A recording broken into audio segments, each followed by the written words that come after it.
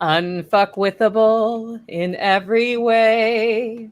Unfuckwithable. That's John Willis today. Talk to us about your shirt, John. You should do Hallmark cards, the Audible ones. Yeah. And you should do Christmas songs. Unfuckwithable. That's our shirt for this week, and that I think it says it all, right? It doesn't matter what they're doing because we're not doing it. Let them do. I'm not participating in your reindeer games, so nothing you do affects me. So I'm just going to do what I want to do. Awesome. And for those of you joining the live stream, please do us a favor, share out that we're live, give us a like. Let's get these algorithms going. We're transmitting on 3 channels today: Permapastures, SOE, LFTN. What is new with you, Billy Bond? Well, just glad that I made it here in time. Here I am with all my friends. How about that? Here high atop Billy's Jungle Palace of Love. Beautiful late summer day. No complaints. Actually looking at the chickens, the sheep, the cow, the pigs are over there. Everybody's gone. It's like I think they're doing this on purpose. Michelle and William are gone. They're out picking up the rental vehicle for this weekend coming up. And as of late, every interview I've been a part of that they would normally do all the work for, they haven't been here. So I'm starting to see a pattern. When I interviewed Jack Spirko, they weren't here. The guy from Van Tesla, they weren't here. John, they weren't here. And I'm like, every time I turn around, I'm starting to realize that they want me to sort of learn this tech. And I'm still not crazy about it. I need you to stricken something from your vocabulary. Am I live here? Yeah. You're with me. Okay, I'm looking at a different screen.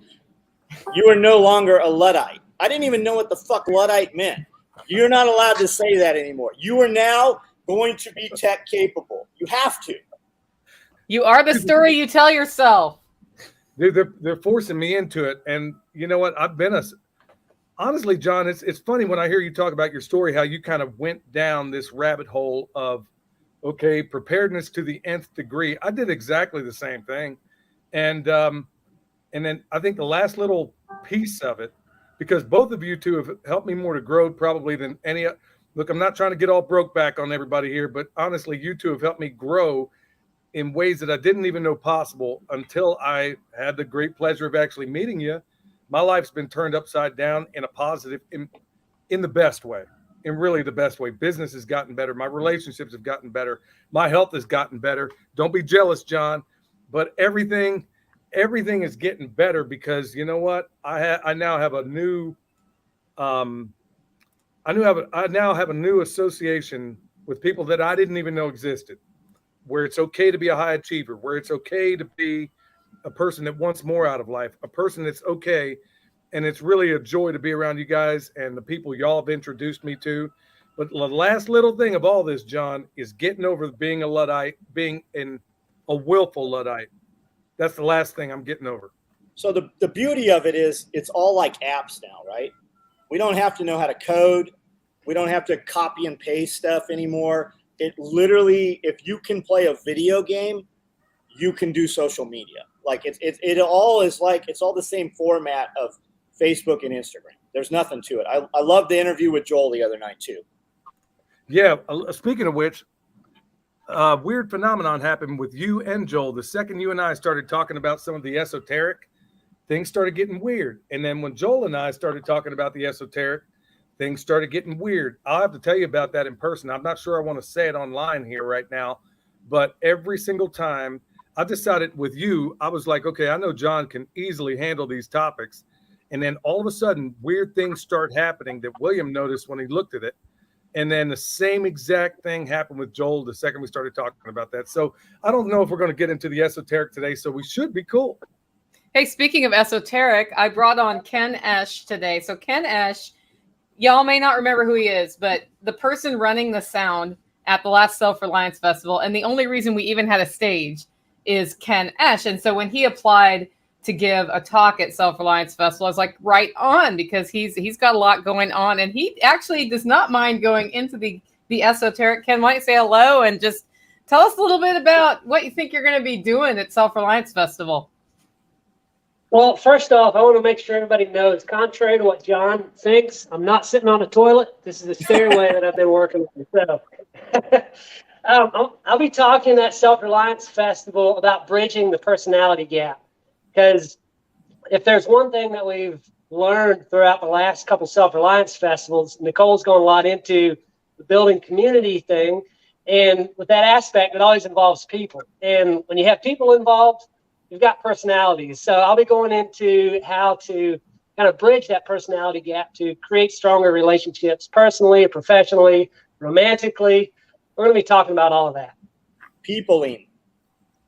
Yep. Peopling. Amanda Willis, thank you for liking and sharing. We can always count on Amanda. And Ken builds stuff. His shirt should say, "I build shit." I build shit. You got 10 days to build it to make the shirt, John. Yeah. He's expecting it now. Well, I'm wondering when you talked about romantically, I want to know, because there's a whole lot of people that are game deficient out there. Not everybody out there has a PhD in pimpology like John. And I'm wondering what you meant by that. I want to know what you meant by in terms of romantically. Well, I mean, we did Well, see not your getting into all the 12 best physical pickup. stuff. We're sorry, talking what? about how to relate better with other people. Well, Billy recently did a 12 best pickup lines. So you can watch that video and maybe incorporate that into your game. See if you can pick up your wife with Hey, one there of we them. go. I'll have to go check it out. Hey, just wait about a year from now. If some of the prognosticators of doom, they get their way, and I think there's a lot of people actually hoping for such a thing. They get their way. Don't worry. Those pickup lines, they're going to work like nobody's business. I don't know that there's people actually prepared that are hoping for that. I know people think that they want that to happen. I guarantee my boy Jacob Herman definitely wants that to happen, and he'll be fine. But I think most people haven't really thought that out. So have what happen? I missed the Collapse segue. of society. Oh, collapse of society. Yes. A lot of them are the same dudes calling AAA. Yeah, it's funny because there's a rumor out there that the 24th or 25th of this month, it's going to get stupid. Things are going to be, wow, I didn't know I had a good radio voice. No, I'll tell you, he has a great radio voice. I'll tell you, he has a great voice all the way around. It's bare independent. I sit here and listen to the interview you guys do with this guy. I got to link up with him because, I mean, hey, y'all, I'm going to say it straight, man. He has one of those mesmerizing voices, man, that'll just put you to sleep if you wanted to. I'm like, dude, I know next time I see him, dude, if he's at the Self-Reliance Festival, he's a furry dude anyway, dude. If you could probably, he looks like Winnie the Pooh if he took his shirt off. I could probably. He's been working out, man. I've been seeing his workout videos. No, Good I'm for not saying him. dude ain't hard as three. I'm not saying he's not hard as 3 times 9, but I hear that dude's voice and I'm thinking, man, he really ought to be doing radio work, man. He's just got one of those soothing voices, and his way of communicating is just, I don't know, it just hits you to the bone, man. I'm a big fan. I think with your radio background, we should probably do like a ladies' man broadcast. The ladies' man. Hey, we already Maybe got that. give some young bucks some coaching on what to do because nobody ever told them what to do. Yeah, it's called the Permaculture Pimpcast. It's called Ask. Ask is a good first step, right? There you go. But no, hey, Ken brought up the romance, so you see where this all leads, man. Yeah. So circling back to Ken, how did you even get involved in this whole prepper world? If you're still here, Says I'm seeing muted. I'm seeing you. Back in about 2016. Can y'all hear me good? I had to move around. My connection's a little wonky, I guess. Yeah. So back in about 2016, I started seeing things going south. I think it was with the whole Malheur Wildlife Preserve out in Oregon was where I first started kind of being like, okay, I was thinking there's going to be a civil war and all that. Started listening to Alex Jones and going deep into that rabbit hole, and moved out to the country in Kentucky. Fortunately, I found a voice of reason, Jack Spirko, who kind of brought me back to earth and learned to just do what I can do. Do what you can with what you've got where you're at. So that calmed me down a little bit, but that was kind of the whole entry into the trying to get prepared space. Awesome. And how long did it take you to go from frantic Alex Jones mode to building the life you want on your terms, or building a better life if times get tough, or even if they don't? I just did the wrong tagline there first. Well, I mean, once I found the voice of reason, not long, because I mean, I knew when I heard it that, yeah, this makes a lot of sense because you're not going to do everything all at once, which I try to do that even to this day. You know, got 27 different projects going, and they're all a percentage of the way done and moving on to the next thing already because I see that next shiny object I got to finish. But once you hear that voice of reason, if you know what it is that you're looking for and the kind of life you want to live, it really does center you a lot. So it really didn't take long to just come back down to earth on that. Yeah, Evan Dixon says that's about the right story arc for the prepper's journey. I came to it from a totally different place, but I'm a girl, so maybe it's just a girl thing. I don't know. But with that said, Oregon kind of is in a civil war sometimes. It has been for a long time. And Alex Jones, most of his shit is right. I'm right there with you. I'm thinking, you know, there's a point where the titration actually has to go the other way, where you're overwhelmed. Okay, so you take me as a former soldier, and then I find out all of a sudden years later that everything I thought I knew was a lie. And so you have this overwhelming, you distrust everything and maybe even everybody. And for the longest time, if it weren't for William, honestly, nobody would know who I am. I was honestly to the point where I'm like, okay, made enough money, I can retire at 48. And actually, it was before that. I was going to retire at 45.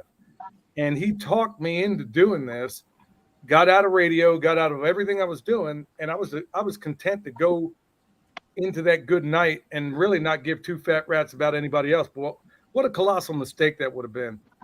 Really. I mean, honestly, because I look at where I am right now and how my life has changed just over the last 6 months, where I would have never had the benefit. I was just telling Michelle today, Nicole, had I not gone to that first Back to the Land festival, which I didn't want to go to, I'll be honest with you.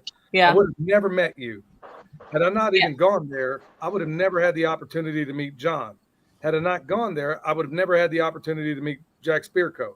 Had I not gone there, I would have never had all these other opportunities open up to me and meet people that in a normal world, I would have never had the benefit of meeting. So despite what these prognostications of doom are, whether it's the 24th, the 30th, or next month, next year, I'm not going to let these people have more ownership over my life than they have before.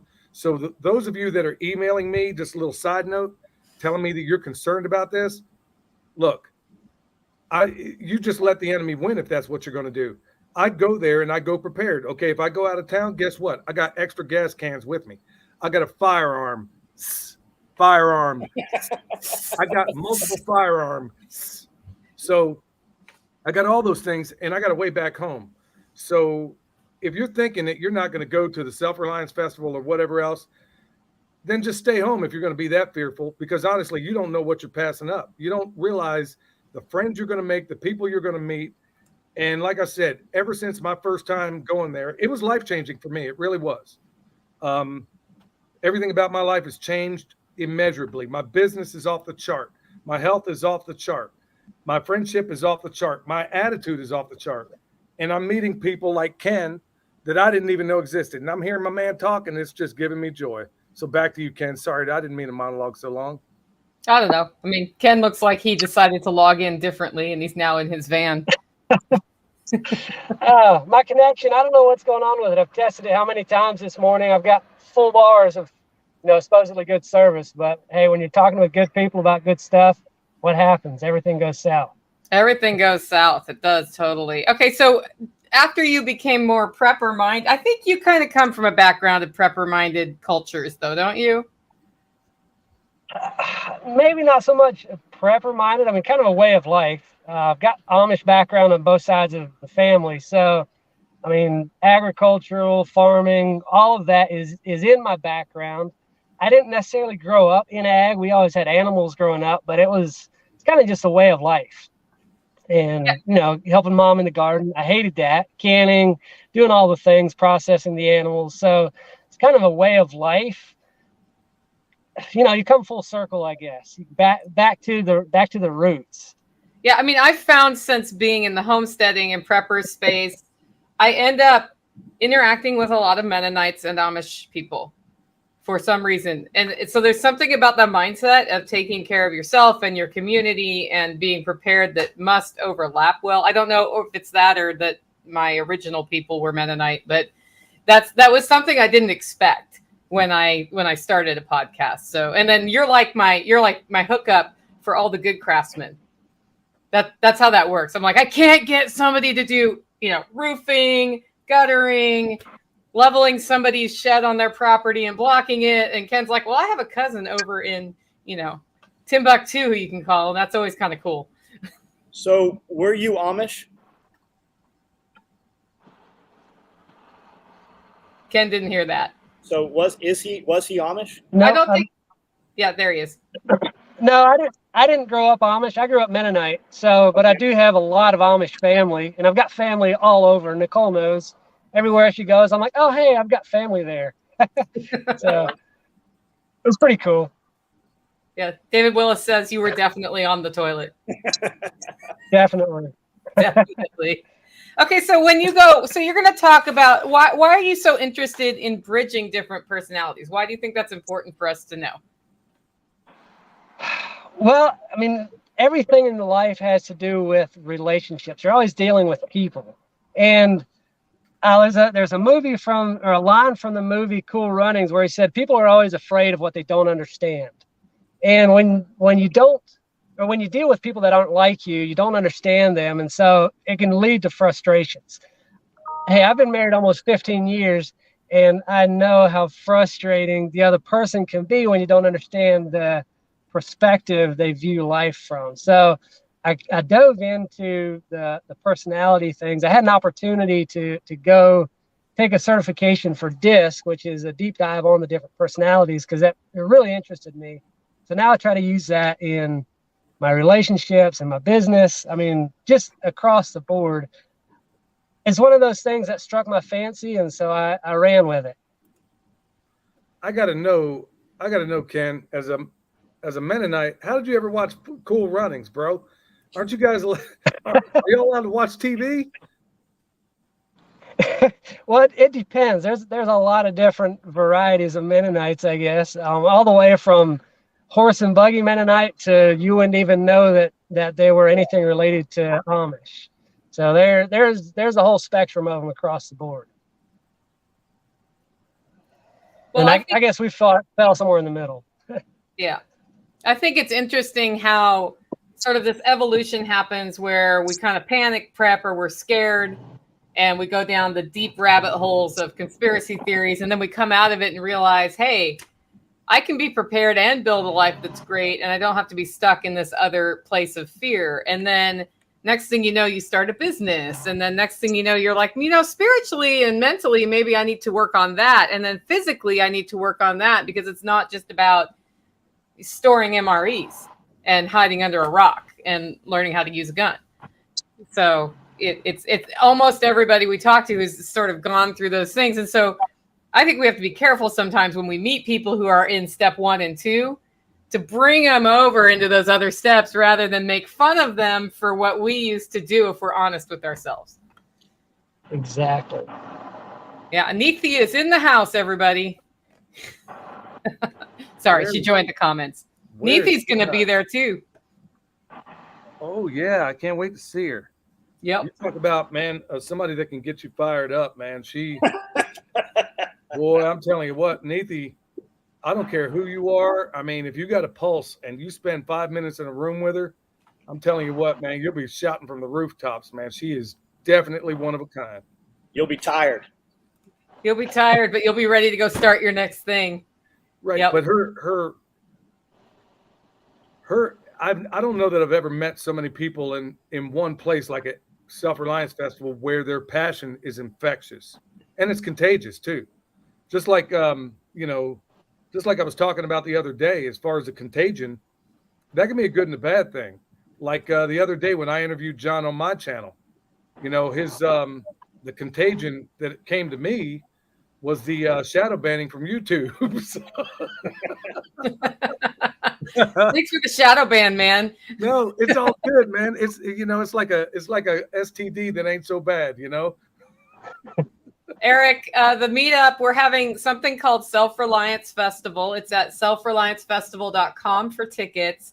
$75 if you buy them today. And that's in Camden, Tennessee, which is about an hour south-ish of Nashville. And how many? About 2 hours from Memphis? Yeah, about. Yeah, so you'll end up driving there. There's tent camping on site included. You end up having to cover your own food. We've actually I think we're adding a third food vendor. I think a food truck's coming and doing some hamburgers and some other cool stuff.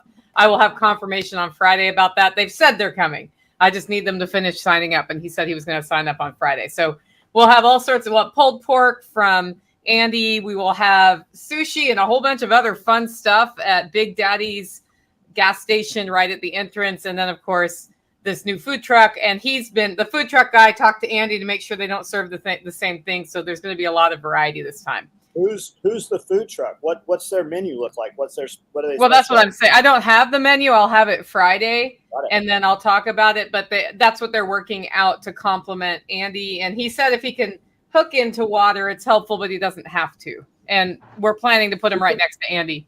We can put him in water. Yeah, I figured. I need to get a couple pressure reducers for your hose spigots between now and then. We could submerge that whole truck. No, I've got some inline chlorine filters that'll reduce the pressure. Perfect. Yeah, Neethi says, Eric, you need to show up, brother. Yeah, and then you need to talk to Neethi for 20 minutes, and you will shoot off into the sky, and then you can talk to Ken about how to do that without annoying people by learning how to bridge the gap of personality. Hey, Neethi, there you go. She's not entirely correct there. She says, I think John Willis makes you more tired than me. Only if you're trying to keep up with him physically. Because I was as tired as all get out. And I'm like, man, I was wanting to talk to John about something. But he's over there picking weeds. So I guess I better go pick weeds to talk to him. Next thing I know, there's probably 10 other people over there picking weeds. And I'm like, okay, I'm not that tired anymore. I guess being more physical kind of put the brakes on that. But no, Neethi, you make me tired in a good way. And you're a joy. Yeah, if you're going to talk to John Willis, you better be walking with John Willis because he's not going to stop moving to talk to you.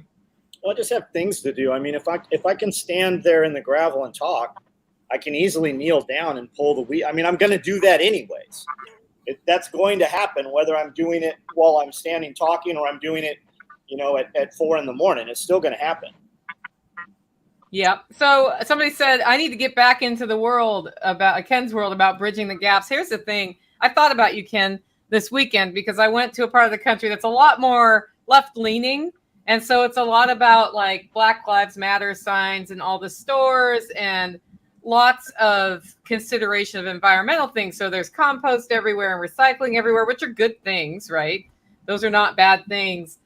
And they're asking me what I do. And of course, I'm all focused on Self-Reliance Festival. And some people went to the website and then they came back to me and said, what do you mean by the coming collapse? Now, there are two ways to answer this question. You're in it. You're in it, right? I said, I don't think anybody can argue that our economic system is failing and it is transitioning to something else. And as part of that, it's very easy to get lost in the collapse. And so what we're doing at Self-Reliance Festival is empowering people to develop hard skills and the flexibility to navigate what is happening next. Because it's either happening next year or it's happening within 10 years. But we are in the midst of a time of great change, which is both terrifying and exciting. If you live in the terror through this transition, you're going to have a hard time. If you find a way to find it exciting and go with the flow, which we have somebody talking about flow at the Self-Reliance Festival too, it can really help. And bridging that personality gap and bridging philosophical gaps, I think, is an important skill. Because just because somebody doesn't think just like me doesn't mean I can't talk to you or we can't help each other. You know what? Let me just jump on this real quick because you brought up Black Lives Matter. Let me put a twist on that. Black locusts matter. In fact, we're going to show just how much they matter the day before the Self-Reliance Festival when we're out there with John. My wife is actually going to be there. And the only reason she's going is because of John's wife and because of Nicole and because of the entertainment that's going to be there. But yeah, we're going to show why black locusts matter and why mimosas matter and why guilds matter and why fruit trees matter all the day before when we're doing a guild class. So John, correct me if I'm wrong, but they're actually going to be getting a 2-for-1 in a class like that, right? Man, they'll get a 10 for 1. even if you have no interest, I know I keep saying this, but even if you have no interest in swales, just to be there the night before, because all the speakers are going to be there. You're going to have access to people that you're going to get, a sliver. You're going to watch a lecture and you're going to get, 10, 15 minutes of time. But coming the day before, you're going to get, we hang out here at night. We go eat and everybody hangs out until I'm like, okay, I'm going to bed, get out, right? Midnight. Yeah, and I'd like to talk about this one. So, Sandy, the not so great reset. So, the great reset is something that when we hear it described, if you are freedom minded, that ticks you off. Like, it's terrifying to think of all the controls they can put in place. But I look at the great reset, and what I'm seeing is a variety of different ideas of where we can go, all in competition right now. So I'm really excited when I see the network growing of freedom-minded people who want to empower individuals like we have at Self-Reliance Festival, because I see that's one of the conflicting things with the Great Reset, right? It's empowering people and people having better lives and able to take action without always having to ask permission. So the Great Reset is not awesome from a philosophical standpoint, but I'm not sure they're going to win. Ken, do you want to say something before you sign off? Have we gotten your mind working on anything as a result of all this chatter? Yeah, just join in, do it, go do the thing. I mean, forget about the Great Reset. It doesn't matter. Just do your thing. It's all that matters is taking action. I mean, figure out the direction you want to go and take one step in that direction. Don't worry about the end result, because if you keep making consistent steps, you'll get there. Yep. Okay, Ken, thanks for joining us. I'm going to bring in Brian, who's going to do the Vortex Tea Brewer. So we're going to learn what that is next. Thanks for being on, Ken. You bet. Back to what Nicole had said. Go ahead, Brian. That's okay. You go ahead, John. I'm going to let a cat out of my studio. Back to what Nicole had said about, people going, hey, what is this Self-Reliance Festival thing? It doesn't matter what side you view yourself on, left, right. The only you can open any conversation if you're trying to win somebody over. I think we can all agree our electric bills are almost doubled. Mine's up $1,000 a month, my electricity bill, and my food bill is up. It's literally it's close to triple right now, and we're getting lesser quality things than we were getting, and it's costing 3 times as much. I think that holds true for every U.S. citizen that is actually paying any of their own bills, right? So we don't even have to go, hey, it doesn't matter what president, it doesn't matter Democrat, Republican.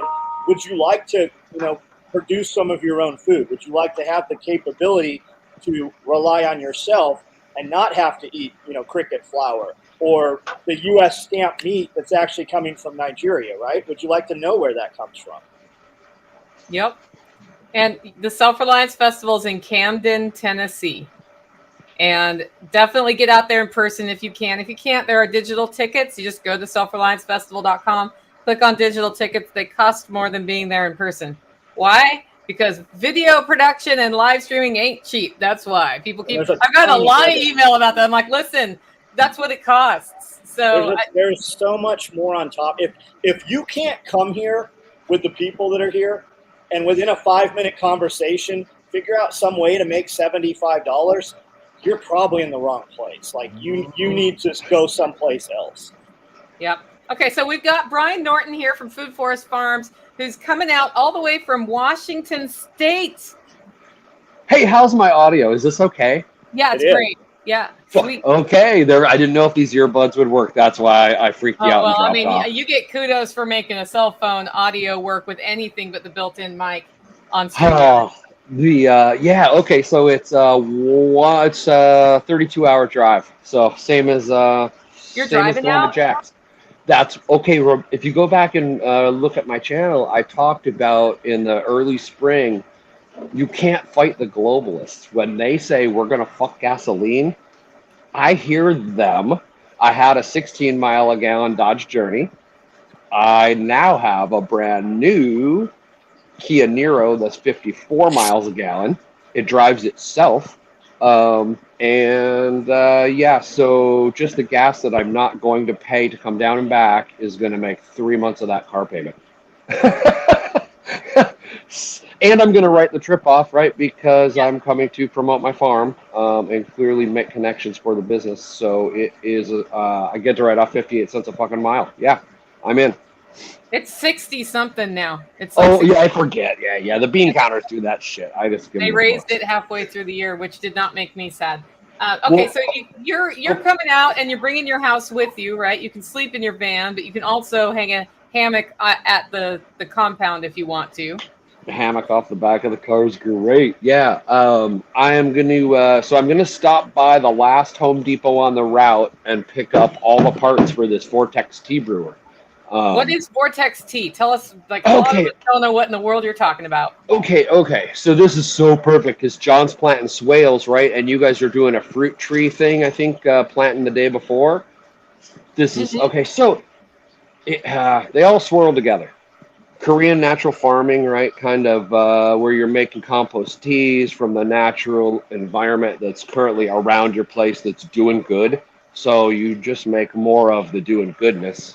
But how do you make like 1,000,000x of it for damn near free? I used to do commercial growing, you know that, and I judge the business on the net fucking dollar, not the gross, not the net, right? So if I spend 0 on inputs and my gross, right, it becomes my net. Or I can go buy the Holland finisher fertilizers, right, and spend 6 figures on fertilizer, and then my net is, like, I get skinny for a reason. So how do you do shit, right, and let nature do it, and let time do it, let all the shit do it, just like, hey, that works, let's just add a little bit of creativity to the system and let them all just times 1,000,000. So it is a tea brewer to brew whatever, like the commercial guys, right? They'll throw NPK shit in this and just hyper oxygenate it so it just NPKs their shit faster. Yeah. Whatever, you could do that too. So a tea brewer thoroughly mixes your chemicals or your whatevers together and makes if you think about a vortex, like in your bathtub when you flush the toilet, whatever, think of the surface area, a 3-foot circle, right? Now punch a hole in the 3-foot circle, 3 feet down. You could literally stick your arm in the middle of this thing when it's spinning to the bottom and not get wet because it's a hole. Mm-hmm. So you now have 12 square feet of surface. You got a 16 or 18 square feet of surface area or some shit like that instead of like 4.5. So, and it's all moving. And the commercial ones use electric pumps to pump the water through, right? So you got impellers. So if you're trying to do anything living, when it goes through the impeller, it gets burned or sliced or chopped or killed. And then you got dead bits floating around, which is great for farming too, because everything lives on the dead bits. But if they don't die sooner, if they die when you want them to, you can grow so much more of them. So this air hose right here is a high pressure hose to just an air pump, right? So you gotta drain in the bottom. Water goes both ways. Right before it goes uphill again, you put in a brass fitting and inject high pressure air. The air goes up the tube, and when it flunks itself into the container, you put little 90s on so it goes in a circle. So you're just helping the vortex start, right? Sucking it down the bottom, out the sides, up the thing. But the water just rides up on bubbles of air. So when you throw a nylon stocking of worm castings, a handful of your natural near forest, dump a pint glass of unsulfated molasses or some other sugars in there to give the little creature some go-go. In my climate, I chuck a fish, 300-watt fish tank heater in here so I can keep it 75 degrees or so. But down there, you guys are grow zone. So yeah, we plug her in, we let her run for 24 hours or so. We'll know. It'll get all white and frothy, just right? It's all the life growing. And we stick it in whatever. You water with it. I stick it in high-powered sprayers, right? Mm-hmm. Spray it on. So if you inoculate your fruit trees with that before they set bud, when the leaves come out, and at the end of the year, basically, if you've known anyone who's ever grown mushrooms, right? There's fungus in the air all the time of all things. Once you got a sterile substrate, something's gonna grow on it. So the thing is, if you put the good thing on the trees directly first, the bad things don't have like places to lock in because the space has already been taken. Okay, I got a question. Oh, go ahead. Okay. You're gonna foliar feed it. You're gonna wait until hot day, end of the day, just as the sun passes. We're gonna spray all the foliage, and the plant is going to absorb it straight into the plant. Yeah, and you're gonna you're gonna get a lot more benefit out of it than even watering it. So yeah, when you look for foliar feeders, when you're gonna go buy a sprayer, spend the extra money. The sprayers that do fogging, they actually get to like half micron particle size. Mm-hmm. The difference between a water droplet and a fog particle is immense. The surface area touching the leaf is like times 100. And if you say you were a nasty farmer and you were going to spray death juice on the bugs, and you use a sprayer versus a fogger, the sprayer particles are so big, the bugs just dance in between the death juice and they don't get wet. So a little soap in when you're going to spray it through the fogger, and then fogging it puts whatever you're putting on it on every part of the plant. How bad? So there's a question here we'll get to, because I think this is for you, that question. But how badly does that clog if you have crap in your water, the fogger? You got to pre-strain it. I mean, so that's why when I put the stuff in mine, I use an old stocking, like a lady's hoe, and literally just hang it off the side so when the water splashes in, it just runs the thing around and it doesn't let the dirt get into it. You can make these as fancy as you want, right? It's 1.5 inch PVC, so you can building this again, probably putting a hose bib in line real low on the thing. I got a question. Yeah. I got a. We've not met before. I'm Billy. I love your stuff, Billy. Oh, thanks, man. I got 2 questions for you. Number 1, who's your inspiration for that, for your device there? And also, can you tell me again what you intend to put in that thing? You said compost, or was it casting? Okay, so we fill it up with rainwater. Well, yeah, because I'm a natural farmer. I'm a permaculture farmer. I don't spray. If I can't drink it, I'm not going to spray it on my shit. So I just put rainwater in it, and then a lady's stocking with a handful of worm castings.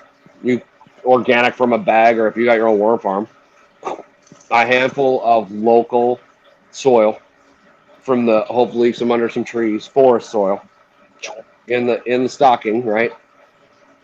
1 pint glass, so 20 ounces of unsulfated molasses. You can get gallons at Costco for $9. Or like I think horse people got that. Yeah. I'm not big with animals yet. So, but I think don't go buy it at the grocery store is what I'm saying. Yeah, you just need sugars, and I don't want refined sugar getting sprayed on my stuff. So, unsulfated molasses. Yeah, you just you're creating an auger, right? It's just sugar water for the bacteria that you chose to put in here to go. And worm castings are the shit. Okay, are you bringing that out there to the Self-Reliance Festival? I'm not bringing this one. I'm going to stop by the last Home Depot and pick up all the parts. And that is my demo. I'm going to just build one on site, and I'll sell it for the cost of the receipt of the parts. How long does it have to brew before it's ready to applicate? It's all based on temp, right? Stuff grows exponentially faster. So if you can keep your water 80 degrees, you probably 12 hours. If you keep your water 70 degrees, closer to 24. It's just you want to spray when you have maximum life, right? Because you've created the most amount of creatures you're going to create. Then they start predating on each other. You're going to kill them and spray them anyway. So the fastest we can make it happen. No, we're going to do it at your thing. I don't know when you scheduled me. I haven't looked at that yet. If I'm doing it Friday, we're building this thing, then we're going to fill it up and do the thing right. We're going to turn it on. Then Saturday we're spraying. I'm just wondering, well, there's part of this conversation I guess we got to have offline, Was your Oh intent? yeah, or spray it on some test grass. How about mark out some grass in your field? No, That's what it I do wasn't. for the hippies out here with that have the salmon stickers. I like spray their front lawn so they don't have to have ChemLawn do it. No, it's all good. It was just one component of what you're using there that I don't know is going to work out well for what we got going in the food forest. I mean, I like what you're doing there. It sounds like a great idea. Or just take one leaves thing- off what you're doing. You know, whatever's healthy. No. If there was make just more of one that. little thing, if you're okay with it, there's Change just one whatever. thing I'd like to change. What do you got? What do you got? Come on. Well, because we're looking for a fungal mix, and when you put molasses into something that's intended to be fungal, it's actually feeding your bacteria. Now that can absolutely work, but in what we have set up there, it's going to be fungal dominant. So what I'd like to do is bring a little mixture that I put together. It'll be fed with essentially fungal food. Perfect. But the only thing I'd like to do, if we're gonna use it in the food forest, I want to keep it exclusively fungal. Whereas in a garden or something like that, we would want it a little more bacterial. I'm sure you understand all this. Yeah, that's awesome. Yeah, you're in charge of the trees. You use it how you want. I'll have it done by Friday early or whenever. It's a fantastic idea. I do my version of it, but yours is a much more advanced version of it. I just saw how much these cost to go buy because I was like, okay, I need one of those, and then I went to go buy one. Holy fuck! They're like $900 to $2,000, and they're ridiculous. It's so much shit you don't need. That's why I can't wait to see this thing in action, because what you're describing there is really a game changer in terms of how these things, because you can't even touch a commercial one for any less than thousands and thousands, and it sounds like you have a much better version of it. My cost is free. I just want to see it in person. I'm excited about it. It should greatly speed up the comfrey team. Oh, it's anything you want to just make stuff grow. And you got people around to like helpfully do it on a schedule. Yeah, just poof. I get lazy. It just sits in the corner sometimes. But So I'm seeing who's lurking in the green room right now. We're talking about rum in the comments. So whoops, make rum out of it. Put our healthy hats back on. Anyway, so there was a question earlier, Brian, that I think you could probably talk to because you're also in the crypto world. And David Willis was asking about CBDCs. What are your thoughts on centralized digital currencies? I thought that was a CBD question. I was like, sweet, go to my website, cannabinoidnaturalfoods.com. Talk about CBD if you want. No, I'll talk about them both because they're both, okay.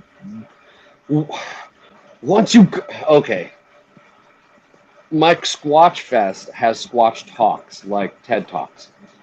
There is a reason that Anthony Samaroff, the man who wrote the book on UBI, was the first Squatch talker. For a reason. That book's been out for 6 years. It's the funnel. He perfectly described the funnel that would happen. We're here. It's now. Hold the fuck on. Right? How better to manipulate everybody, right? Make the pricing so fucking insane that you have to like beg for relief. I think a hippie duck farmer talked all about this, how it was going to go down, right? Yeah. Beg for relief, get the other side of the fucking clown show back in the show, right? Give the relief out. Oh, except now. See, if you go back and listen to my episode 1, crypto from cell A1 on the Excel spreadsheet 1 second before Nakamoto's hand hit the fucking key. Bitcoin timeline doesn't change. It won't ever change. It won't change for anybody. It doesn't care how you feel about it. It is on time. And it is not even started to steamroll shit yet. Its timeline will not change. It's mathematical. It will take over all. It will crush them all. The only thing the governments can do at this point to have even a fucking prayer, their fiat is dead. If you don't follow Mark Moss at all on some alternative media, he's an alternative economist who, he's a trader. You got to take his stuff for what it's worth. But when he shows graphs and charts, they're from fucking published sources. The gold run is on. The fiat legacy is dead. When Nakamoto hit the button and started the clock, the governments had to put in electronic currency on a timeline that was no longer their own. Yeah. So, So I really think the debate about is CBDC good or bad is worthless to us. When I look at the shirt that John Willis has on today, it's one of those things. Unfuckwithable. I'm just gonna always sing that song when I see that shirt. But it's gonna happen. So what are you gonna do to prosper through that? That's a more important question. Brian, when the CBDC comes in, are they going to ban cash? I think that's the plan, right? yeah, well, I mean, they need cash too, right? They run all the drug operations. I mean, they need pallets of cash. Yeah, good They got point. they run. I mean, how do they fund all of that bullshit? They think fund that- it with black shit, and they can't run their black shit either. So, I think yeah. people will become so, the CBDC will be so simple, just like using social media to communicate. We have Right. become lazy. We have no attention span any longer. So they'll just turn people's shit off. I think that's another big aspect of it is with your social credit score, we just turn you off and now you can't go to these places any longer. In a lot of places, you're already seeing them self-govern themselves. Starbucks, no cash. How long till Walmart? I mean, you saw Walmart say no cash during COVID. Oh, I went off on them the other day. I pulled out a bill. I was like, "Hey, look, you motherfuckers! It says right here, all debts, public or private, except in your fucking store." Like, who do I give this goddamn money to? Like, no, I don't want to be scanned for whatever. Here's my money. Oh, yeah. No, it's there. We're there. Yeah. So no matter which side of it you're on, whether you think it's good, bad, indifferent, you need to have that conversation. How are you going to do commerce? And you might want to try and delve into that now before it is a mystery, you know? Yeah, Right. I think it's great to learn because the one thing they doesn't look, I can't see how they're going to take over Bitcoin or take control of Bitcoin at this point. It's like a horse that got out of the gate too fast. It's gone too far. So why not learn how to use it, how not to lose it, how to back it up, and have a little bit of it somewhere so that if the centralized currency turns you off, you have an underground economy that you can operate in. Better That's- yet, It's- have a lot of it in multiple different places. Yeah. Right. Yeah, Chicken Joe and I just had our first strategy meeting. I'm like, okay, we've been taking this for enough time now where we got to think about, like, it's the coming down's coming down. Like, how are we going to, like, where to put it? Third party, three keys, any two, got to have separation. You can get grabbed. Hey, I mean, getting grabbed in the future and a gun put to your head for the fucking 12 words is a real thing. Well, Yes. it's already happening. Right. So if you don't ever have the 12 words, it might be a better thing. What 12 Or- words? Yeah. Or 24 words or whatever. But yeah, so yeah, starting to think about securing your own shit. But don't be afraid of, yeah, you're right, good and bad, right? Light and dark. Don't try to be out either. Just ride it, right? Things are what they are. That's why I changed my car when I did, right? They're like, hey, we are telling you, we are going to make it hurt to drive gasoline shit around and move around like that. So I can be pissy, or I can say, hey, I've destroyed this fucking truck. Let's go upgrade, but I'm gonna, like, get the thing that will get the fucking job done. Man, I'm looking forward to meeting you. Man, Yeah. back here. Yeah, he roasts some pretty good coffee too. So we're gonna have 2 coffee roasters at the event this time. I bet Yeah, I and don't think he's gonna be roasting out there, but I gotta close. Okay, so I'm closing out these shirts. Well, it took me like 5 years to have them made. I saw them at a Fish concert in Chicago, but I couldn't get over the wall to the dude whose shirt it was to find out where he bought it. I'm a horrible artist. Horrible. I can't even draw stick figures. It's bad. So I finally was on my third artist, and this gal down in Portland just nailed it. Oh, Entheogenics Medical Division 420 on the front, so it looks all prim and proper, and you get a lot of first responder thank yous. And then they turn around and they see the back, and it's the oh yeah, fucking A. Oh yeah, it's my drug war. Oh yeah, it's my drug war vet shirt. So yeah, I'm closing out the Desert Tan, $20. I'm bringing everything I got. Can get one off me in the parking lot. They start great conversations though. Great. I quit corporate bullshit life. I gave up the biggest building in the. I had the biggest office. They came in one Monday morning after a board meeting, and there was literally the telephone sitting in the middle of the office, attached to the wall by the cord, because it was my fucking furniture. They had never seen a board member evict themselves. Oh, I was like, yeah, I wasn't fucking kidding, guys.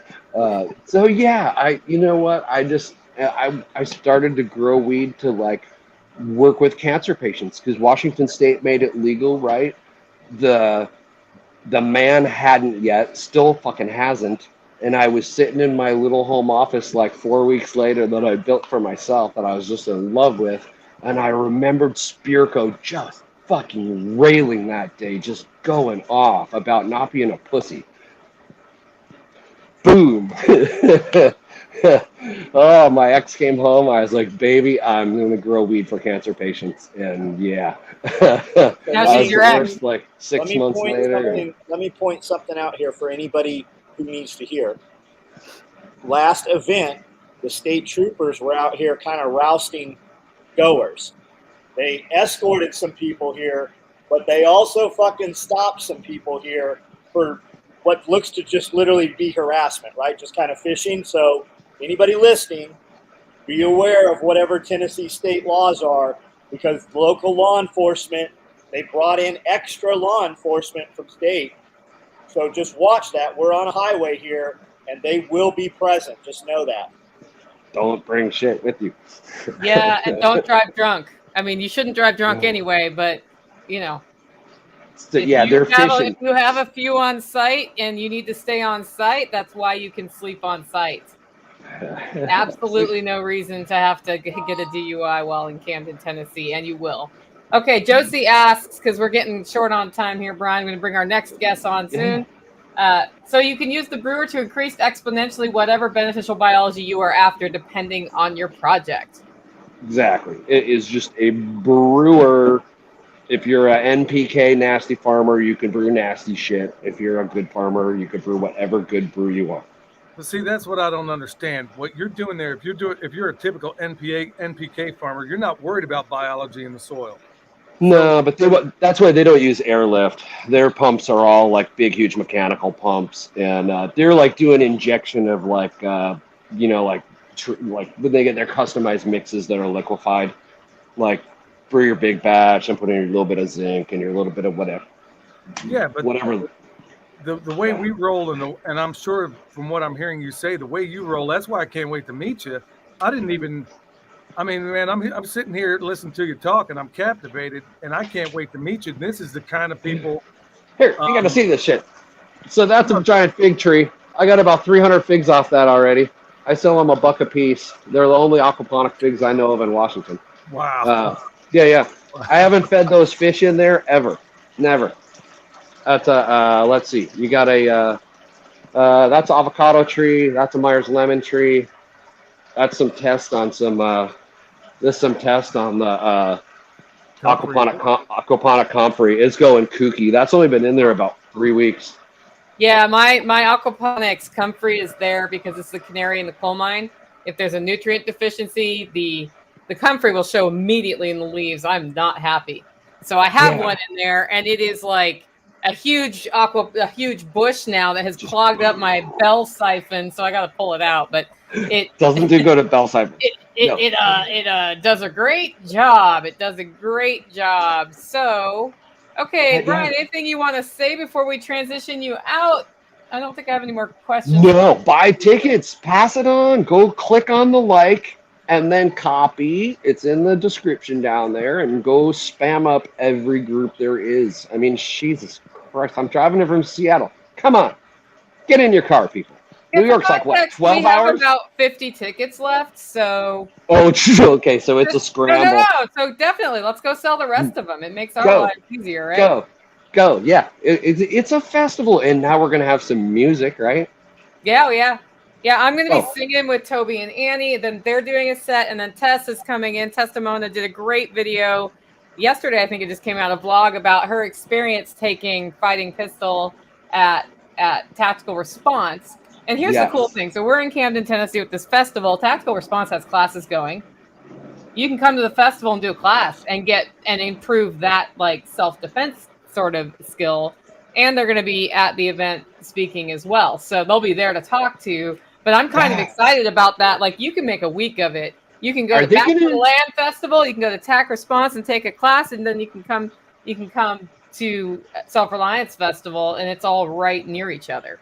Wow. What about a plan for the spring to coordinate some, try to make that a circuit? So somebody might be on vacation from a longer way away, could make a little 10-day run. Yeah, and then if you're looking for land in Tennessee, you can go house shopping there. So I had one more question real quick for you before I bring Stephen on. Shoot, and that's quick. not it.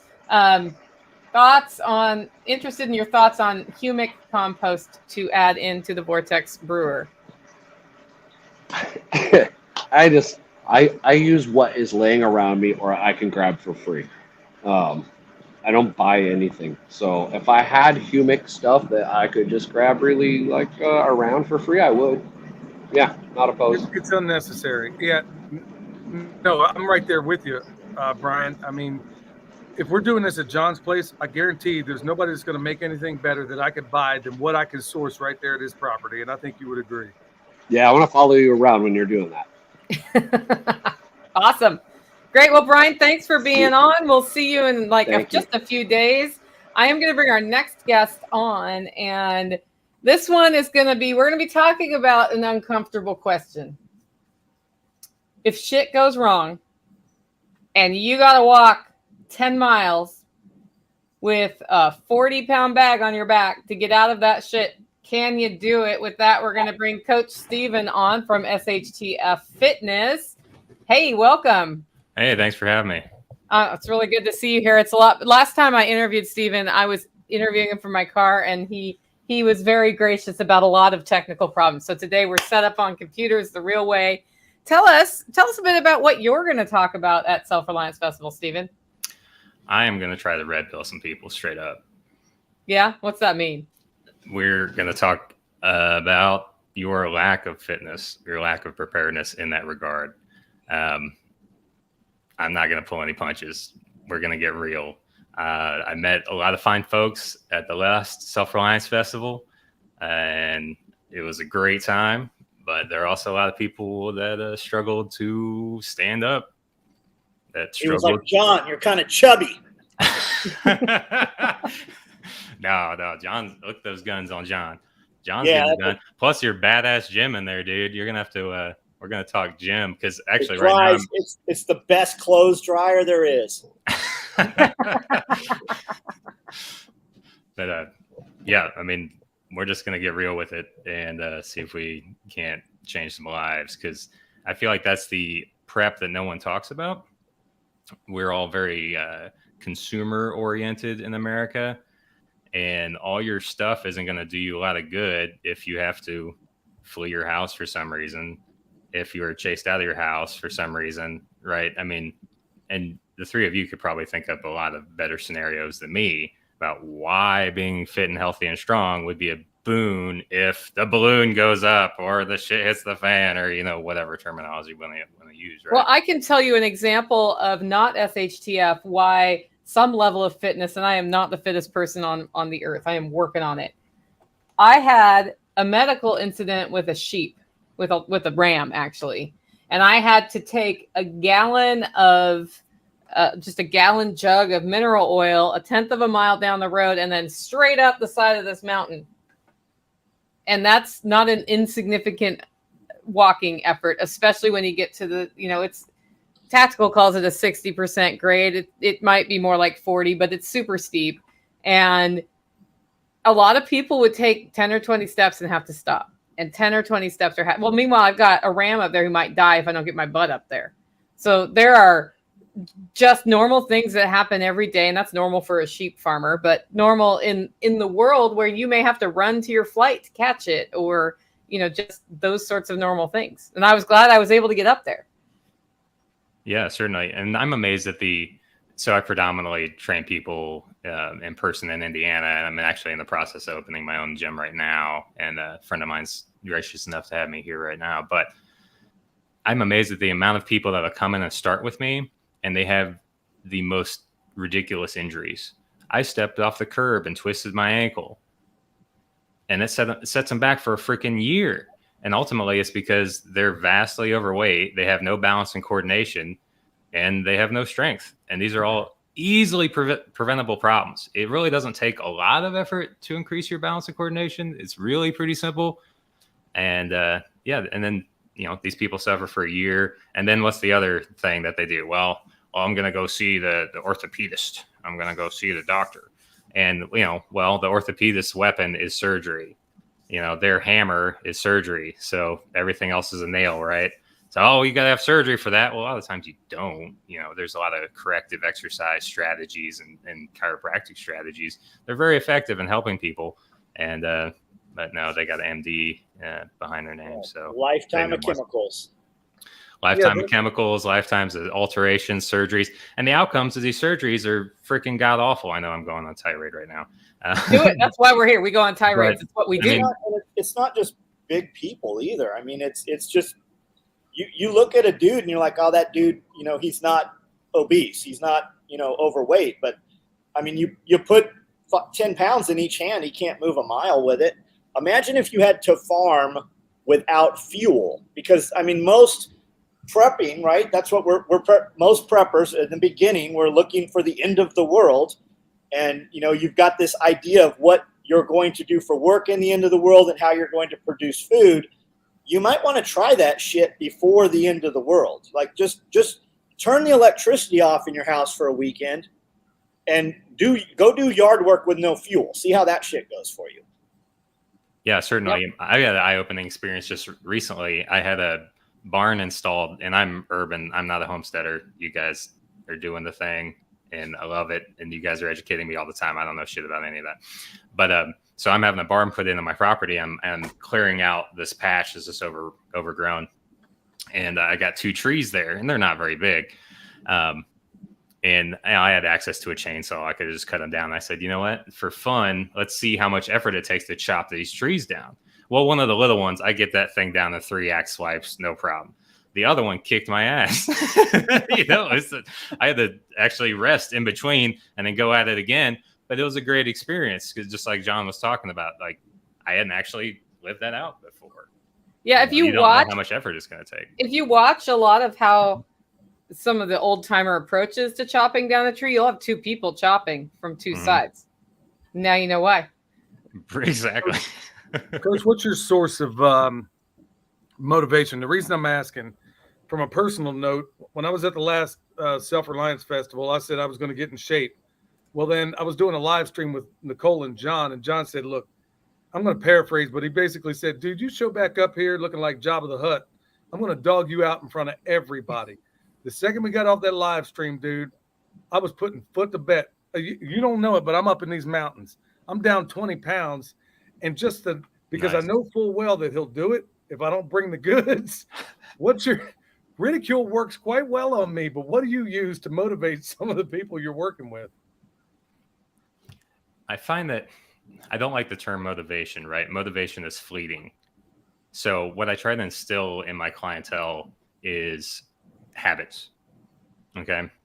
You're going to build the habit, and exercise becomes a part of your lifestyle.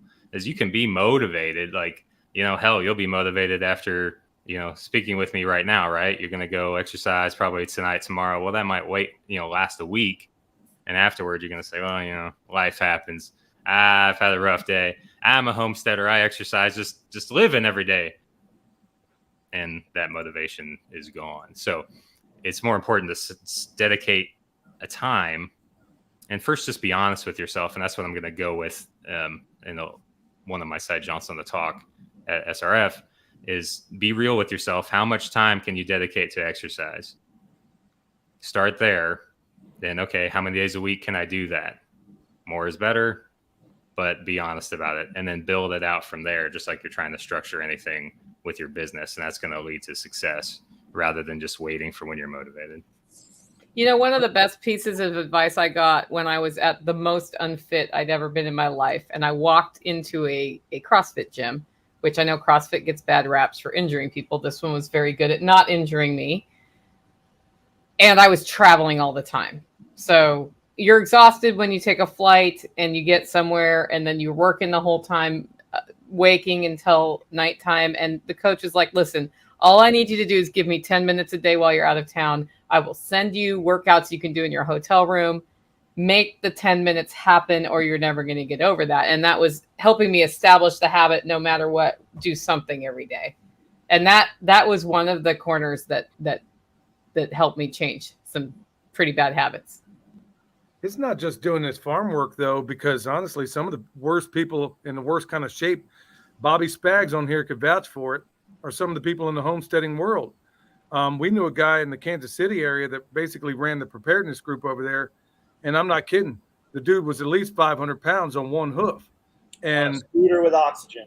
Yeah. I mean, Wow. This dude was every bit of 500 pounds. And we went on a ruck march one day, and it was only like a 5-mile march. The dude hit the ground, nearly fell off a cliff. And I mean, that's a whole story unto itself. But just having this lifestyle doesn't necessarily mean you're healthy. I mean, I walk mountains every single day, but if I'm still not putting the right things in my mouth, I mean, it really doesn't stand for much anyway. We don't have to find time to eat 3 times or 6 times a day. You just, I mean, use the food as a reward. I want to eat donuts, so I work out and then I eat meat, and then if I still want the donut, I'll eat the donut. But I mean, I still eat like shit, but I just have movement incorporated in there. Don't you just hate him, Nicole? I do, because if I eat like shit and work out, I gain weight. No, So- you would. Like, you just have to work out. Like, I see somebody saying, isn't pulling weeds out of clay. We pull weeds for an hour on the property here almost every day, myself included. And it's different, right? Yeah, pulling weeds, bending down, you're doing squats, body weight squats, maybe lunges and stuff, but go sprint now, right? Go just pick out 3 phone poles and run as fast as you can. It's just different workouts. It's just different cardiovascular versus, body weight stuff. Right. And your body's always trying to reach a point of homeostasis. So if you're homesteading every single day, your body gets accustomed to what you're doing every day. And then your caloric demand is going to meet that. So long story short, anything beyond, you're going to have to go much beyond that to actually get some kind of stimulus enough to make your muscles adapt to that. I don't know if that makes sense. Jump rope and farmer's carries and wheelbarrow. I mean, there's a ton of stuff we can do that literally doesn't cost anything. Coach, do you have an opinion on, like, what's become popular lately, like some of the fasting and intermittent fasting? Is there a strategy to put any of that in here, or do you subscribe to any of it? Intermittent fasting is extremely powerful. It works really, really well. That's something that I do every single day. I will stop eating at 8 p.m. every night, and then I won't eat until 1 or 2 p.m. every day, and then make sure to wrap it up by 8 p.m. Keto obviously works really, really well. But what I've found with people, especially women have a harder time with the ketogenic diet because they don't like smashing a bunch of meat like us guys do. So the ketogenic, or the intermittent fasting rather, is a lower barrier to entry, but still extremely effective. I mean, I like smashing some meat. Well, you're a rare bird. That's I was just out of town, and we had to eat out, and my mom kept suggesting restaurants with bakery and sweet in the title of the restaurant, and I kept saying no, but do they have meat? And so finally she suggests one called Eggs and Toast, and I said, but do they have meat, or is it vegetarian? And finally we found it. I was like, literally all I'm going to do is order breakfast sausage sides. So that's what I'm doing when we go there.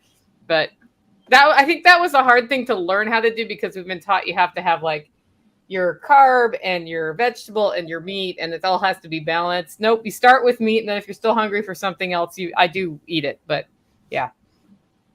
Coach, I got another question regarding that. In that eating window you have there, do you pretty much eat as much as you want, or are you still rather regimented, or are you pretty fastidious about what you eat within that window? It depends on where you're at in your journey. Personally, my first meal of the day when I break my fast is a ketogenic meal.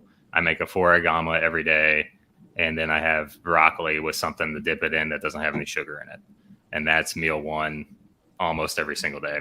And then the second meal, my dinner, anymore, I eat pretty much whatever I want.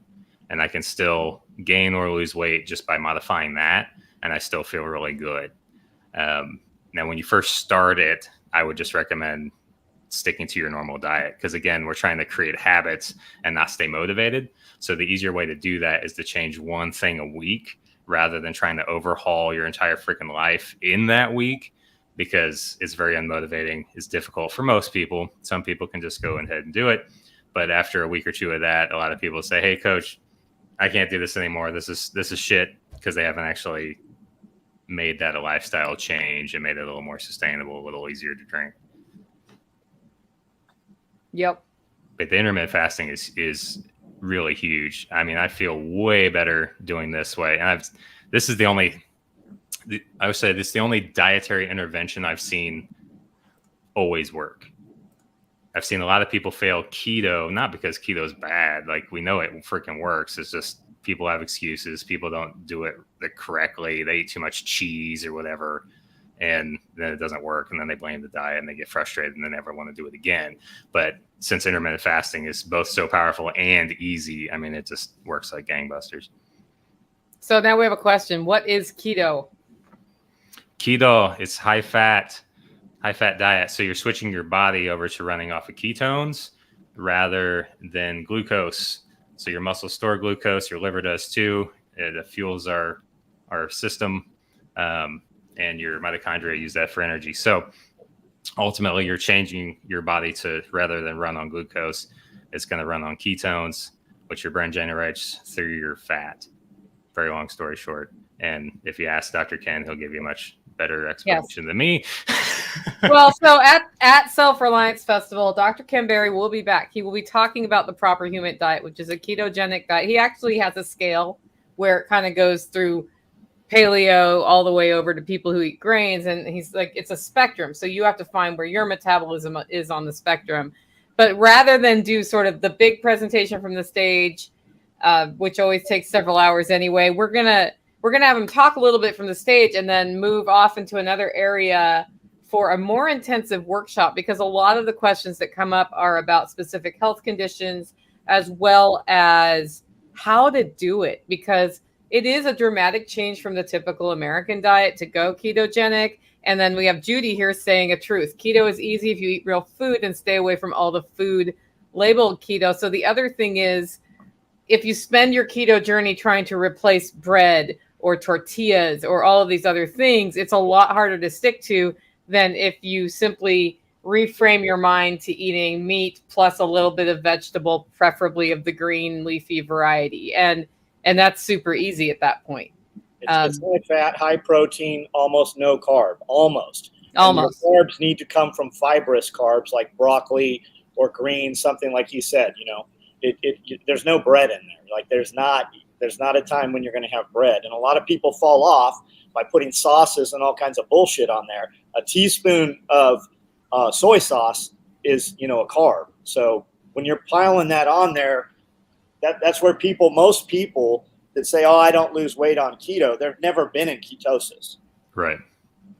Yeah. And just like Judy said, there's now, of course, the marketing gurus of all these big food companies have figured out, oh, we can cash in on this keto fad, right?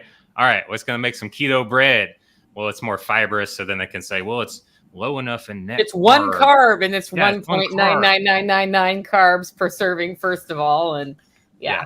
And then calculating your net carbs and all that stuff, not only is it a giant pain in the butt, but it's not going to work for you. The keto is not going to work. You're not going to be low enough in carbs. Most people are going to have to be beneath 35 grams of carbs a day to stay in ketosis. Well, that's just a little bit of broccoli and maybe a salad and that's it. Yeah.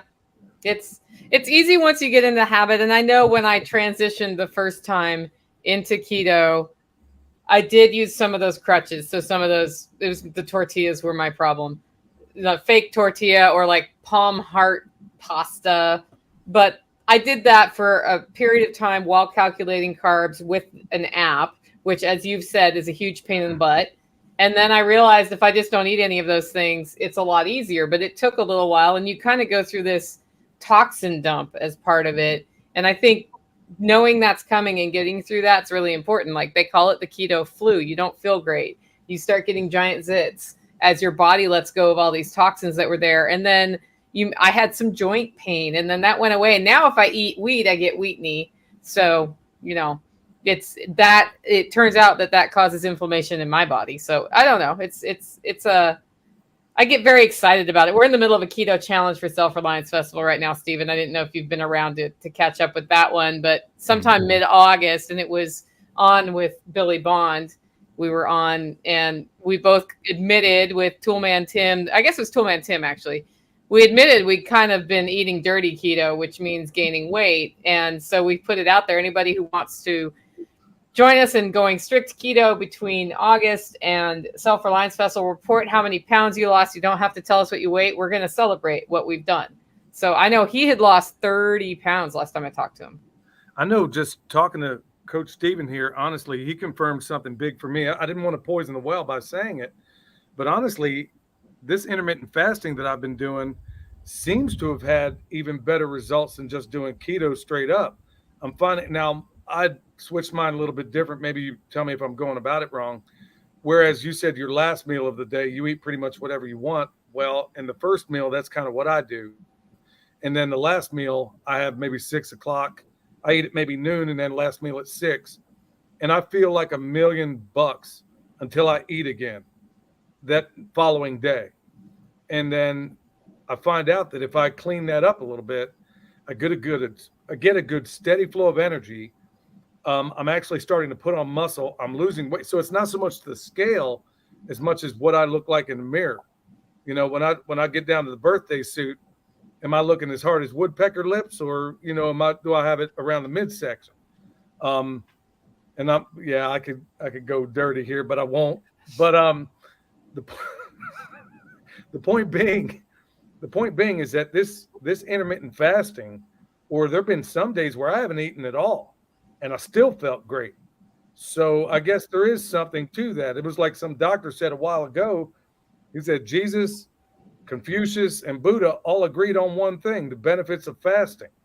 And now it seems like I'm starting to you kind of confirmed what I feel, and I have been doing it. And since I got over that little hunger pang thing, I just can't imagine eating any other way. Oh yeah, once you get used to fasting and getting the increased energy and the better like mental sharpness and acuity. Oh yeah, and a lot of times the intermittent fasting and the keto will go hand in hand, because keto is great at curbing hunger, right? So you're controlling your insulin, you're keeping your insulin low, and that's one of the main drivers of hunger just in general. So if that's low and you're like, oh, I haven't eaten lunch yet, so what? Well, then it's easier to fast for longer periods of time, and then those just help dovetail each other. But the fasting in and of itself, like you've experienced, is huge. I like to explain it just like from a more like evolutionary standpoint. I mean, only in this time of human history have we ever had access to food all the time, anytime you want. Hell, now even some African dude can like drive your fast food to you. You don't have to get off your own ass to go to McDonald's. Some dude will do that for you now, right? Like, how crazy. So we're not designed to have insulin in our system all the time from eating all the time. We're not designed to eat all the time at all. We're designed to go long periods of time without any food. Evolutionarily, we'd have to go out. The guys would go out, hunt something. Hopefully they'd get a successful kill. And when would you eat it? Well, usually as the sun was going down before you went to bed. So that's the best way to think about eating. And those, you can get away, this depends on who you ask, and this is kind of a side jaunt, but a man anyway can usually get away with eating additional carbs at night before bed, even though a lot of people will say this is not good information. but you can get away with more because your body's going to use that to produce more hormone, and in this case, testosterone, when you sleep. That's when you're making all of that. So you can actually metabolize a lot of that carbohydrate. Another time you can get away with it, even though I think it's a bad idea, but it's an old bodybuilding trope, is right after a workout. But if you're doing keto, that's a bad idea. Don't do that. You just want to stay fasted after your workout. It's funny you mentioned that, because I don't want to dominate the conversation here, but it's funny you mentioned that, is that every time I did eat later in the day and I did put some kind of carbs in there, I did sleep pretty darn well. And it wasn't the other way when keto was my or, all meat or whatever was my last meal. I don't sleep so good. So I guess you just kind of answered another question there. And that leads me into, you want to get good at intuitive eating. Like, the keto is an awesome scaffolding. Intermittent fasting is an awesome scaffolding. But ultimately, you got to figure out what works for you, right? You might have certain allergies to certain foods. You can't get super religiously regimented on this stuff, okay? Because ultimately, if you cannot sustain it for your lifetime, well, what freaking good is it, right? Then it's just another diet, and I hate that freaking term diet, because the connotation there is that you're going to stop doing it. You're going to see whatever results, and then you're going to go back to eating donuts with John, and this is not going to work out very well for most people. Last Self-Reliance Festival, Saturday morning, first question out of John's mouth to me was, where are the donuts? And he kept asking me like every hour, where are the donuts? People brought me donuts. I put them in the dumpster. So know that, guys. If you bring donuts, they might end up in the dumpster. Yeah. I'll eat one or two of them like right when they get here, but I'll throw them away. Like, we don't. Yep. Cool.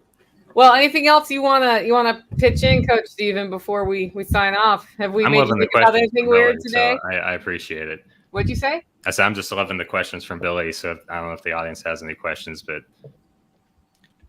yeah, I haven't gotten it. All I have is that John likes donuts. No, here's a good one. No one tool is good for everybody. So right, these are all just tools in your war chest, and exercise is the same thing. That's another thing that people can get really regimented about is, okay, well, this is my exercise program. I have to do these things. And one of the things I'm going to teach at Self-Reliance Festival is looking at your exercise program as a scaffolding or a structure, and being able to play with what's in there and still getting all your bases covered. So say, for example, you're doing, back squats that day, and you do your proper warm up, everything's going okay, and it just feels like complete ass that day. Your knee hurts and you just can't get anything, it just keeps hurting. More load makes it hurt more. Well, let's do another squat pattern, but maybe something that's a little less axial loaded, a little easier on the knee, so you can still get the benefit and not, crush yourself into a potential injury. Yeah. What are a couple of things that an active person can do at home to build endurance and strength? Well, there are a lot of good bodyweight exercises. I have some bodyweight programs. If you shot me your email, I'll be happy to send it to you. It's not that big a deal. If you only offered coaching services. I know, it's a shame. But yeah, you go up to shtffitness.com or shtf.fitness and just shoot me an email. I'm happy to help. We do coaching. Your main implement, if you're working at home or if you're too far away from a gym, is going to be a kettlebell. That's the king of all instruments for exercise. Or you can make a sandbag, and we can get a lot of this, same stuff going. But at some point, you're going to need some resistance. So bodyweight exercise is great. You can use your body as a load, but eventually it's not enough, because again, your body gets used to doing that. It's wanting to always reach a point of homeostasis. So the thing that people get wrong with exercise, and this is why I don't know if you guys in Tennessee have like the F45s, the Orange Theories. Is any of this ringing a bell? Eat the Frog Fitness. There are all these really big boutique style gyms that are in all these bigger cities. Well, they'll work for maybe a month. Okay, that's great. Well, then they shortly thereafter stop working because they've got 10-pound dumbbells in there. And that's it. It's just designed to train a bunch of people, get them to sweat, and get them the heck out of there. But you need a progressive overload in order to see results long term, because your body's always trying to reach a state of balance. So you always need a beer challenge. Yep, that's true. All right. Well, we look forward to seeing you at Self-Reliance Festival. You want to say anything before we sign you off? Just check me out, shtf.fitness. If you need any coaching, we'll hook you up. Or if you have any questions, just drop me a line. I'd be happy to help you out. Awesome. We'll see you soon. All right. Thanks. Bye. We got one more guest today, guys.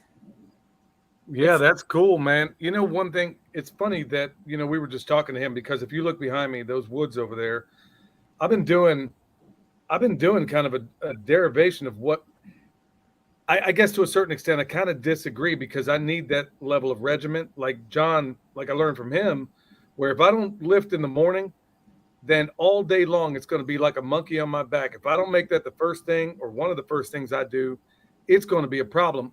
And then there's the fear of not getting it done at this point, because I know I'm going to feel like a loser if I don't have that win under my belt.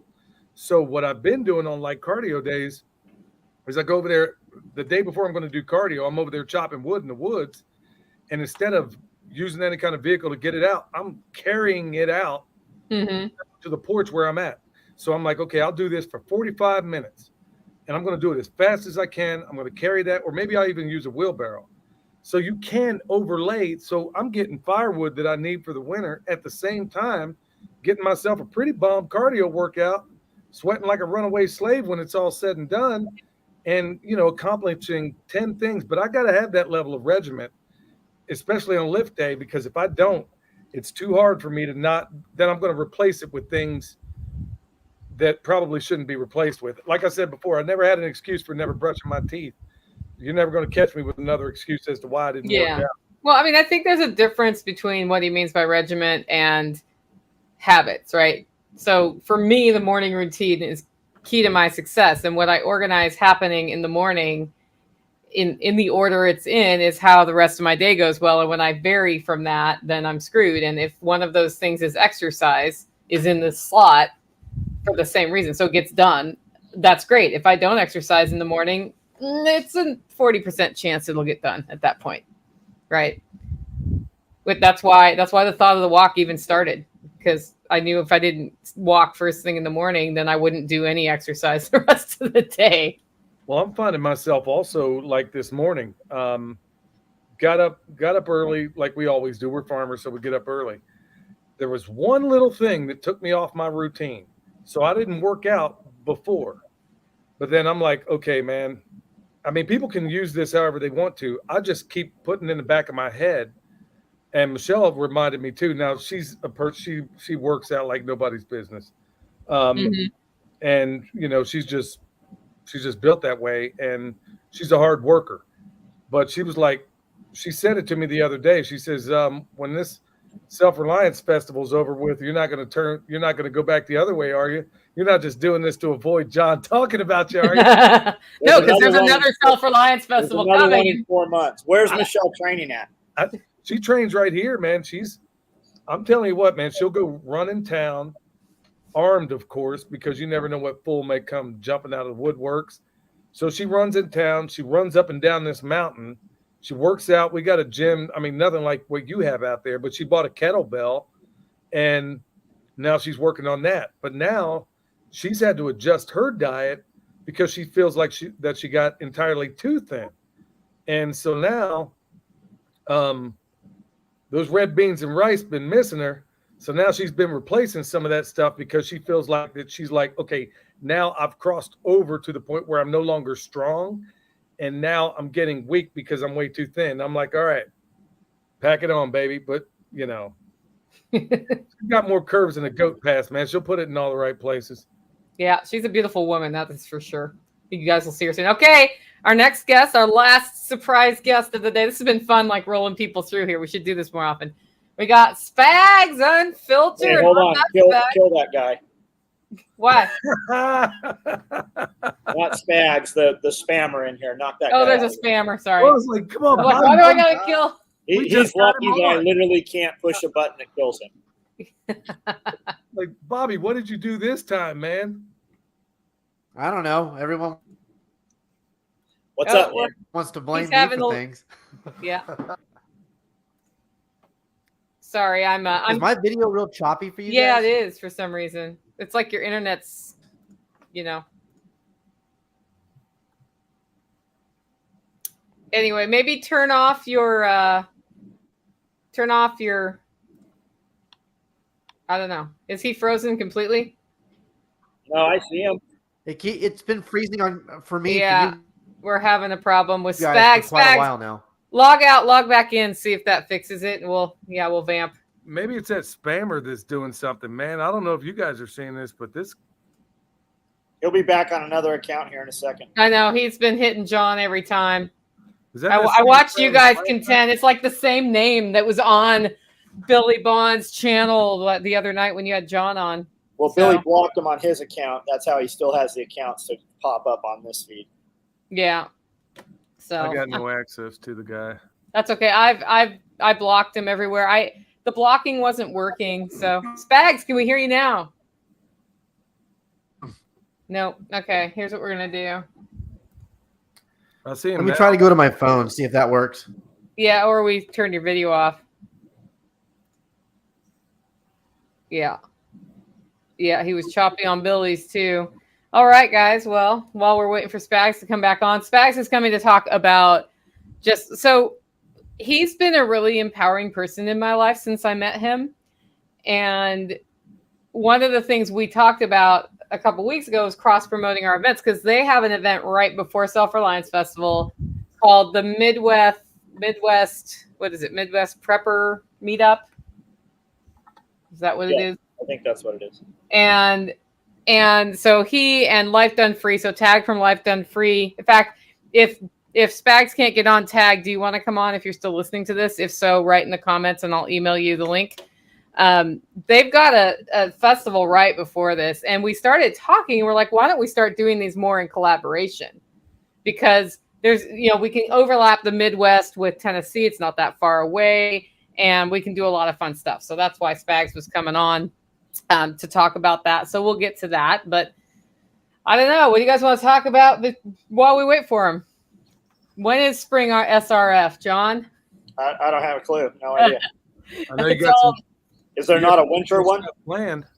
Well, here's my thought is that we do last week of March sort of thing. I think we're out of the ice thing then, and then October, and that the other event is a alum only sort of thing. So that if we do something in the winter, it's alum only. It might be a little bit smaller because if we do get an ice storm, it's going to be crazy. So that's kind of what I was thinking about. I don't know. What do you guys think of that idea? Yeah, that'd probably be good. Then we can put bodies inside more if we need to that way.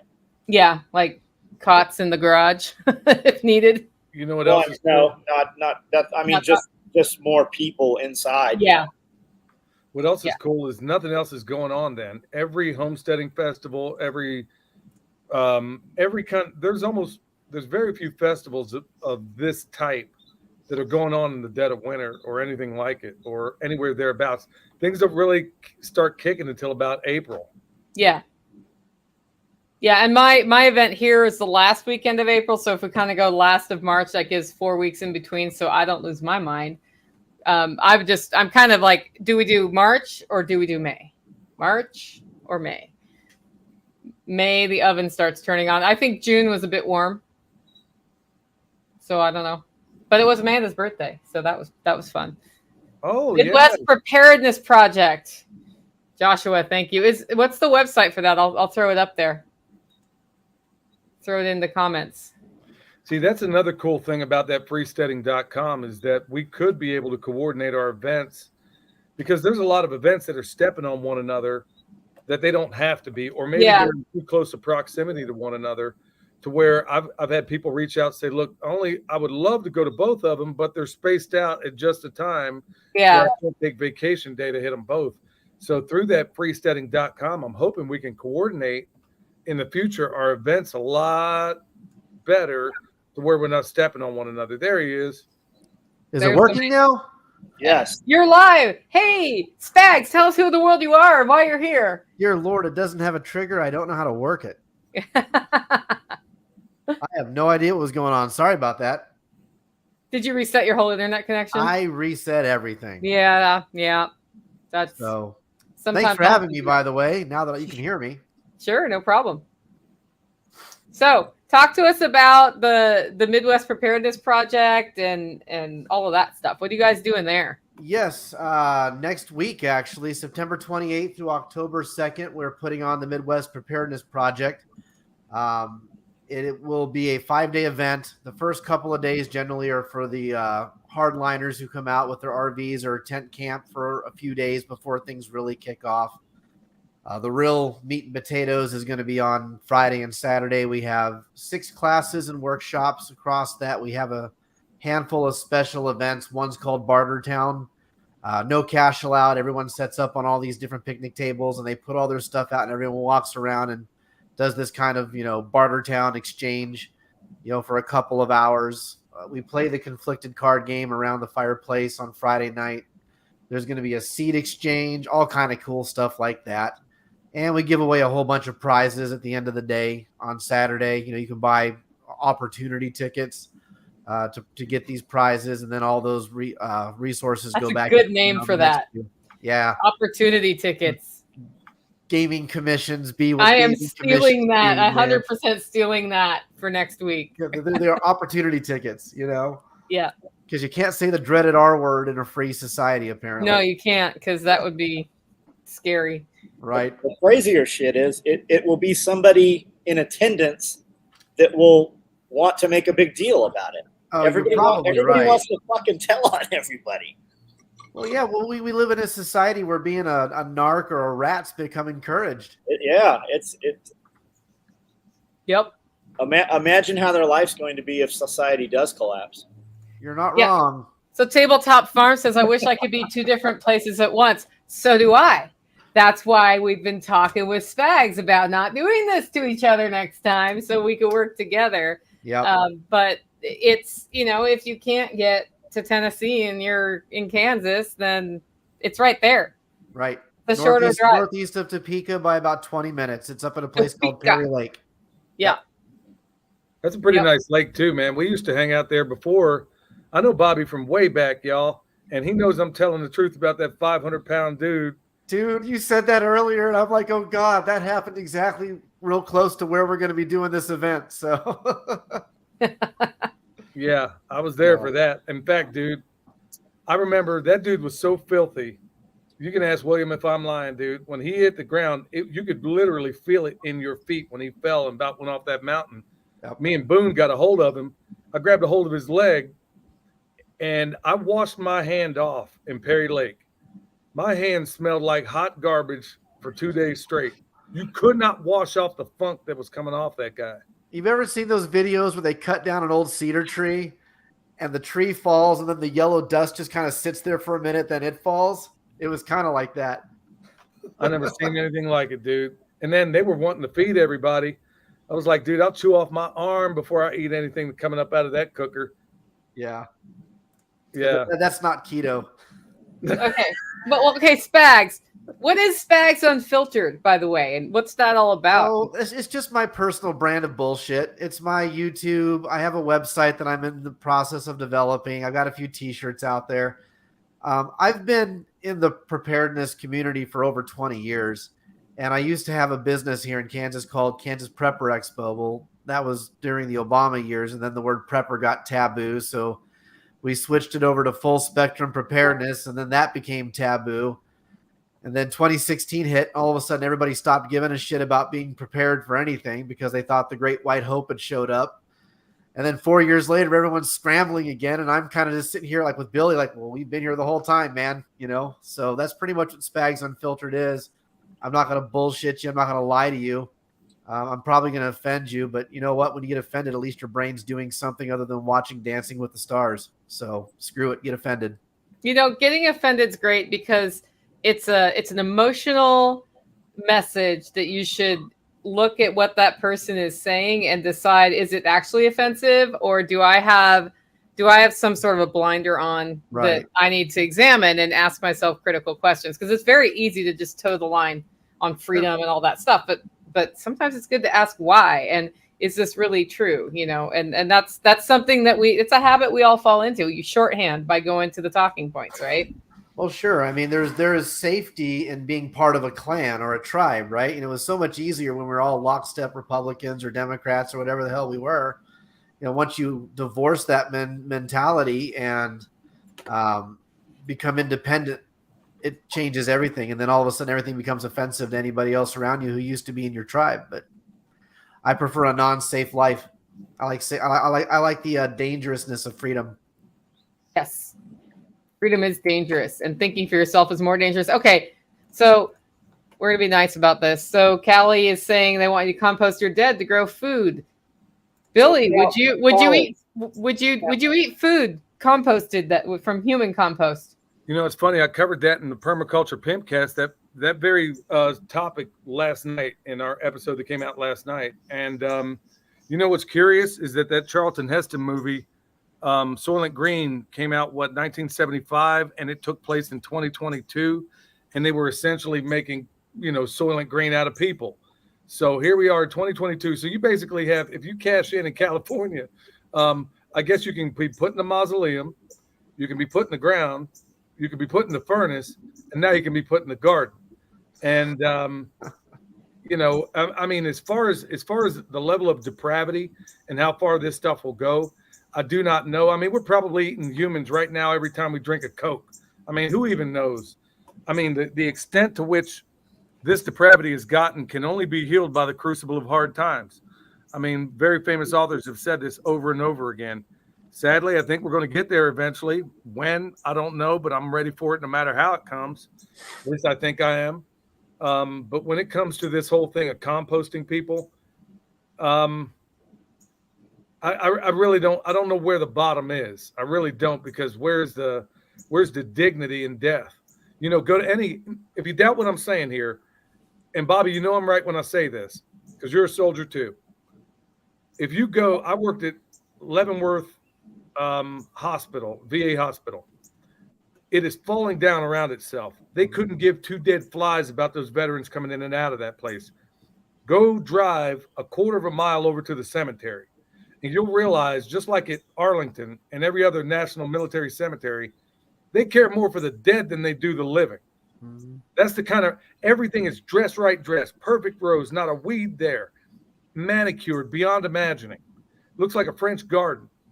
That should stand testament to anybody out there that thinks your government cares about you. Who still thinks that? I mean, realistically, at this point, who the fuck thinks that? Not anybody on this screen, but there are some kickers and scratchers. I would say read the article for yourself. There's a lot of prepper channels, and all they do is read you a snippet. You'll notice they'll put up 10 5-minute videos a day, and it's very sensationalized. And if you look at them, they're all just making the same video the other guy made. And then when you realize Jack Spirko do the video, he'll actually read it, and you will find that it's actually mostly bullshit. There's some fragment of truth in there. And one of the guys, it's like playing telephone. The first guy says something, and the other guy has to take it a little more until finally the third, fourth, fifth guy makes the video, and there's no facts whatsoever in it. So I'm not in California. I don't care what California is doing. I left California. Do whatever Cali's doing. Like we grow enough shit here that we don't have to fucking care anything about what California is doing. Correct. Why do you think anybody would still be left there?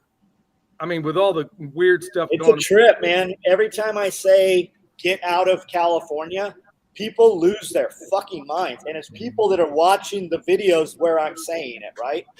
I can say that. I came from California. I lived there for 30 years, right? I don't care what you do. But when people ask, like, it's not survivable. Right. And that's what you're going to find at the Midwest Preparedness Project is we don't have anybody come in and give classes that it's what I call prepper porn. It's the idiots who sit there watching The Walking Dead and thinking that they're prepared. Like, you're not going to get that with us. You're going to get real practical stuff about real practical things that are going to save your life. And it doesn't matter if the issue is the Illuminati and Godzilla coming down with reptilians dressed like Hillary Clinton. It doesn't matter if it's that or if it's just, a rolling brownout and your electricity goes out. It's going to be practical shit that's going to save your life in inclement weather or at the end of whatever you think's coming. So yeah, you're absolutely right. It's kind of like that channel on YouTube called Sun. Every video they show from the Ukraine-Russia conflict, it's the same video recycled a million times just from a different drone angle. And you realize they're just repeating the same thing over and over with no actual substance, but they get a million views. So yeah, we got to move past that nonsensical prepper porn stuff and actually get into the things where reality is being talked about and real world solutions are being offered. It sure is funny that people that talk about this stuff on a regular basis, like you and Bob, like Bobby and John, where you guys, or John even mocks it with the panic prepper thing, which I think is hilarious. Awesome. And then Bobby, you talk about it a great extent on yours, but it sure is funny that you guys don't, you guys I know are suppressed, especially John. But it sure is funny that these others, the bellicose ones that are out there, the sky is falling, boy, they sure get all kinds of promotion. But the ones saying, hey, take a step back, think this thing through. Does it make sense? Like John was saying, is it something that is really dogma instead of fact? Now, that thing regarding California, by the way, I read that article and I saw Gavin Newsom's response to it all. So it looks like it's in the work. I mean, there's no two ways about that. But by and large, I see exactly what you're talking about, John. People take this stuff, they run with it. Are we in dreadful place in this country? Probably. Almost certainly we are. But I'm not adding one day to my life by worrying about it. I'm well past that. I mean, Don't start no SH and there won't be no IT. Bobby, and I know you're all about that, keeping it real and worrying about. In fact, when 20 years ago, you were preaching the same thing. Your message hasn't changed at all. You were never one of those guys saying, well, like the 500-pound guy we were just talking about. Yeah. You were always the guy that walked the talk, which is why I always dug you from the word go. And by the way, your beard tickles. Oh, yes. My beard. My whiskers tickle you, baby. Oh, God. Thank you, Billy. That means a lot. You've been a good friend of mine for a very long time. But yeah, no, I 100% agree. I think the reason those other channels exist and they have millions upon millions of subscribers and millions upon millions of views is because, quite frankly, they work for the other side. They're spurring on a shit economy right now. And if you can convince people who think they're preppers or think they're homesteaders or think they're freesteading to just buy shit and stack it on a shelf in their basement, never to use it because they want it in pristine condition for when the shit hits the fan, then guess what? You're part of the George Bush era of, oh, we just got hit by terrorists. Go buy a fucking SUV and go to Disney World. That's how we do. That's how we defeat the terrorists. It's that same mentality. It's the commercialization of crap that spurs the bullshit economy that's not even real. So that's why they're still here and why John gets suppressed. And John's a capitalist. He sells a million things. I mean, dear Lord, I am a disciple that worships at the altar of SOE gear. I have 4 micro rigs myself, but he's not selling you crap, right? All these other folks who are like, oh, here's this 19-in-1 tool that can, do everything from check your anal temperature to the barometric pressure outside, and everyone buys it because someone on YouTube said to buy it. It's an addiction, right? Yeah. Because everybody wants to belong to something, and most people don't belong to things in real life anymore. So you can get on the YouTube channel, you can get in the Facebook group. I mean, how many times do you see in a prepper group, I have $15 to spend. What should I buy? You shouldn't fucking buy anything. You should turn 15 into 1,500. And it's the mindset, because you can get the endorphin release as though you've done something, but without having to actually do it. And a lot of it can take place in that 8 hours that I don't have time for, that 8 hours that you're not at work and the 8 hours that you're not asleep. They're sitting, they got the laptop or the phone while the television's on and, whatever it is they're doing, rather than being productive. Mm-hmm. And it's easy to fall into. I've said that forever. We could take those same videos they make and just literally remake word for word. I can transcribe it out and read the same thing ourselves and do the exact same thing. Yeah. Ben's asking how to donate to the prize table, Spags. You can email me, BobbySpag79@gmail.com. Yep. And if that's for SRF, you can see Mama Sauce at the Hollow Roast booth. Hey, Bobby, We've already you- got all the prizes for this year, but we're putting on shows next year. So if you donate at this point, you'll be a 2023 sponsor. Bobby, you said a moment ago a term that a lot of people, and I love that you and I think Tag invented it. I want you to go into it a little bit more and explain exactly what you mean, because there is a distinction between, and I think there ought to be, between freesteading and, because you mentioned that a second ago, and homesteading. Sure. What are those distinctions? Well, I think this all started years ago with John, actually. He made the comment, I want to say it was like 3 or 4 years ago, that all prepping should lead to homesteading. And a bunch of us who followed him way back then took that to heart. And, a lot of us shifted that focus. A lot of us who had been in it for a while started preaching that shift.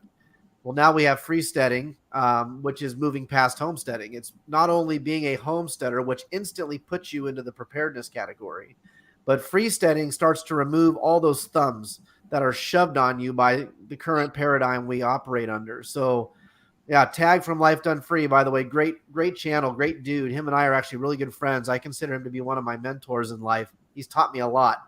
But the idea is, okay, if the utility company has something over you, become utility free. If your mortgage is over you, get mortgage free and become debt free, operate with as little over you as humanly possible. And that's the concept of freesteading, which is why those guys and myself and a few others started freesteading.com. It's a alternative social media website you can go to, and you can be you. I have my own area on there. I know you, Billy, do. I know Nicole has gotten onto the site as well. And we're only going to build it. It's going to have a marketplace and a bunch of other stuff coming, tiered content and whatever. But it's going to become a place where you can move past even just the homesteading, because if you're homesteading but you're in debt, you're still in danger, even if nothing ever happens. Even if the super volcano never erupts, if you're in massive debt, you're still in a lot of trouble. So that's the concept of what freesteading is a place we can come to talk about moving past just the obvious planting tomatoes and things of that nature. Is there an app for that yet? The app is under development. Nope. It's still just a website right now, but right now we have some folks that are working behind the scenes. Tag is one of them, actually working on building that app. So is it an online forum? It has forums on it. It's actually kind of a Facebook clone. It has a feed.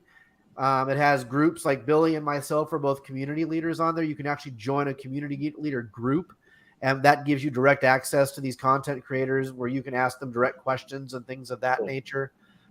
We're working on putting in a marketplace. After that, we're working on just more and more stuff as it goes. The thing is, unlike, Zuckerberg and all the rest of the adrenochrome junkies, we actually have to spend real world money to do this. So, we're having to build it incrementally as the population of the page progresses. But I want to say right now we're right about 9,000, maybe a little over, maybe a little under. I couldn't say without looking, but we're right around 9,000 people already on the platform. And I get more interaction there than places where I have a ton more followers, because people see what you post.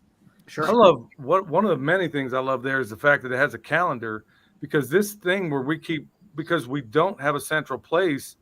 Believe me, I'm not about centralization for the most part, but it is helpful when you have a calendar on there, when you can say, okay, I want to do a festival. But like Nicole was saying a minute ago, there's a whole lot of people, Bobby, you and your group included. There's a whole detachment up there, Kansas, Missouri, Oklahoma, Texas, that would love to come out to the Self-Reliance Festival.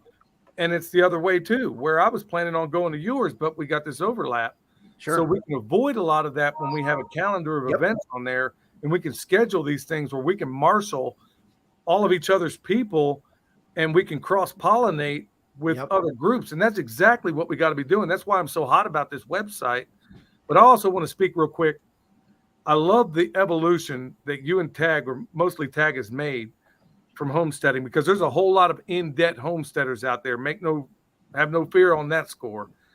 I love the notion of freesteading, and I love the evolution of where it's going and what you guys are standing for. That's why, when I found out it was going, I had to be on board, man. I'm thinking this thing answers so many doggone problems that we have. And I just love the transition, because it should be freesteading. not homesteading, freesteading. Yep. It's like that one homeless guy. He was homeless. His name is Freeman Fly. He was living on the street by choice. And they said, well, dude, how do you feel being homeless? His response was, I'm not homeless. I'm home free. And there's a difference. There's a big difference. And I think you guys are providing it. We're trying to, and like Nicole alluded to, and you alluded to, this way we can all start to coordinate with each other so that our events stop overlapping, because a lot of us have been established in our own little respective corners of the world, but once they created this website, now we can all join our forces, right? And we can be like, okay, April is for this and May is for this, and we can all kind of work that sort of thing out behind the scenes, and that way people can start. I'm a big duck hunter, right? And one of the big things in waterfowling is called the highway flyway, where you start up in North Dakota and you follow the birds all the way down to the Gulf of Mexico. And if you're really rich, you go into Mexico and hunt them there too.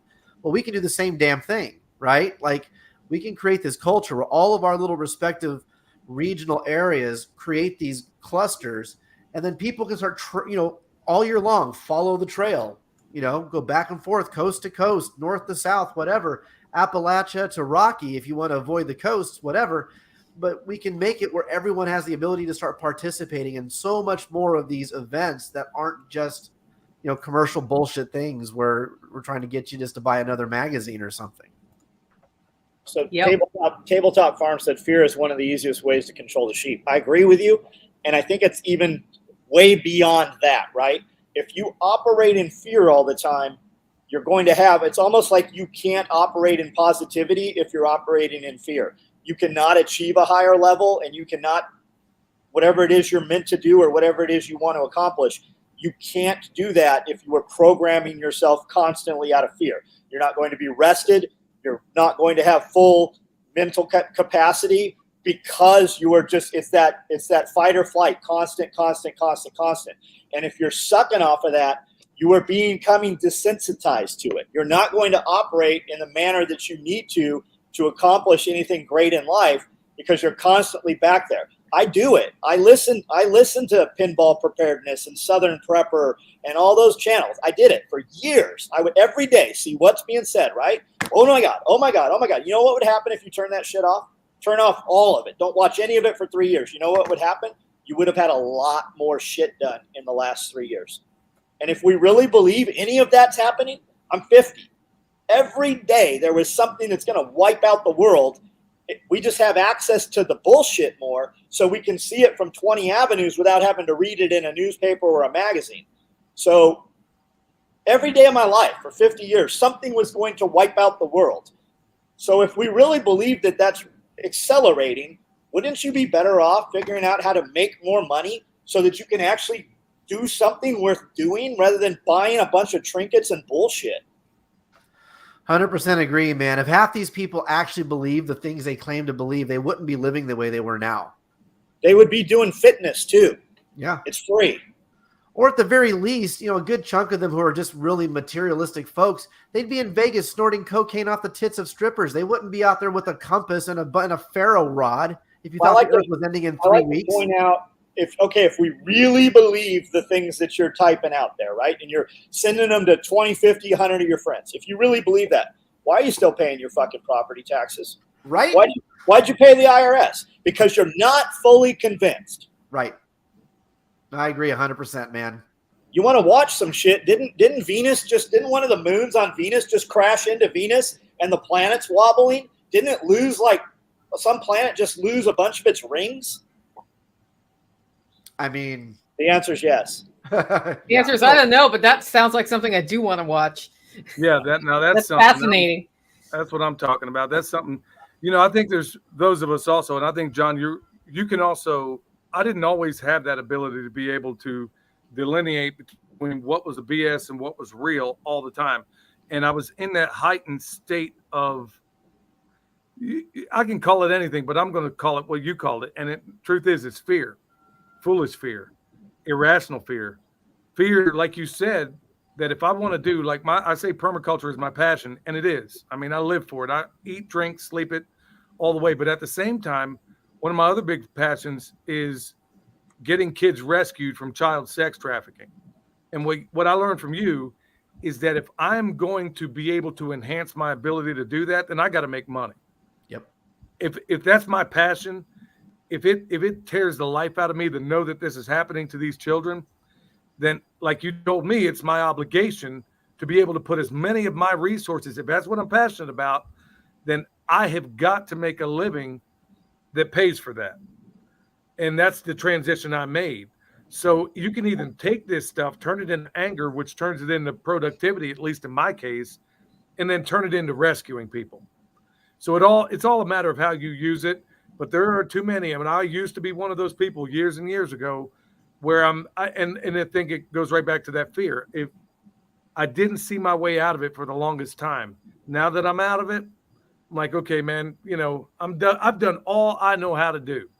Whatever happens, happens. And there's an element of being entertained through fear that we have to admit is there, right? How many of us read Stephen King growing up or watched, you know, the Freddy movies or any of that stuff, Halloween, all the stuff that came out? That's because we get a rush when we feel fear, right? We get an adrenaline rush. And so you start seeking that out. And I think that's part of why so many people are drawn to the constant world is ending. I think that's why Trump derangement syndrome exists, where, you know, I have friends who are so terrified that Donald Trump's going to get elected again that they're like literally freaking out right now. And that's compared to what is happening right now. Who fucking cares? I mean, yeah, Right? it makes no sense. That's part of the reason we started doing the festival. Accountability. So many of these YouTube channels you watch, you see this sliver, right? And here's where the panic prepper thing started. I watched this dude talk about how he was going to fill all these sandbags up, right? And he's like, I had all this sand dropped off to fill these sandbags. No, you're fucking lying. You had the sand dropped off because of the fucking block project. You have some guys building some walls and shit with over here. And then he fills one sandbag on video. That's all there was. I'm like, and then I watched one of the other channels that's been mentioned. He's like, you guys are going to need some outdoor cooking. So here's my outdoor cooking area because you're going to have to, you know what he had? He had about 10 cinder blocks, kind of in an octagon shape. That's all he fucking had. He didn't cook shit. He didn't show shit. And every one of these dudes, when you see them stand up, they're 200 pounds overweight. Like you're retired.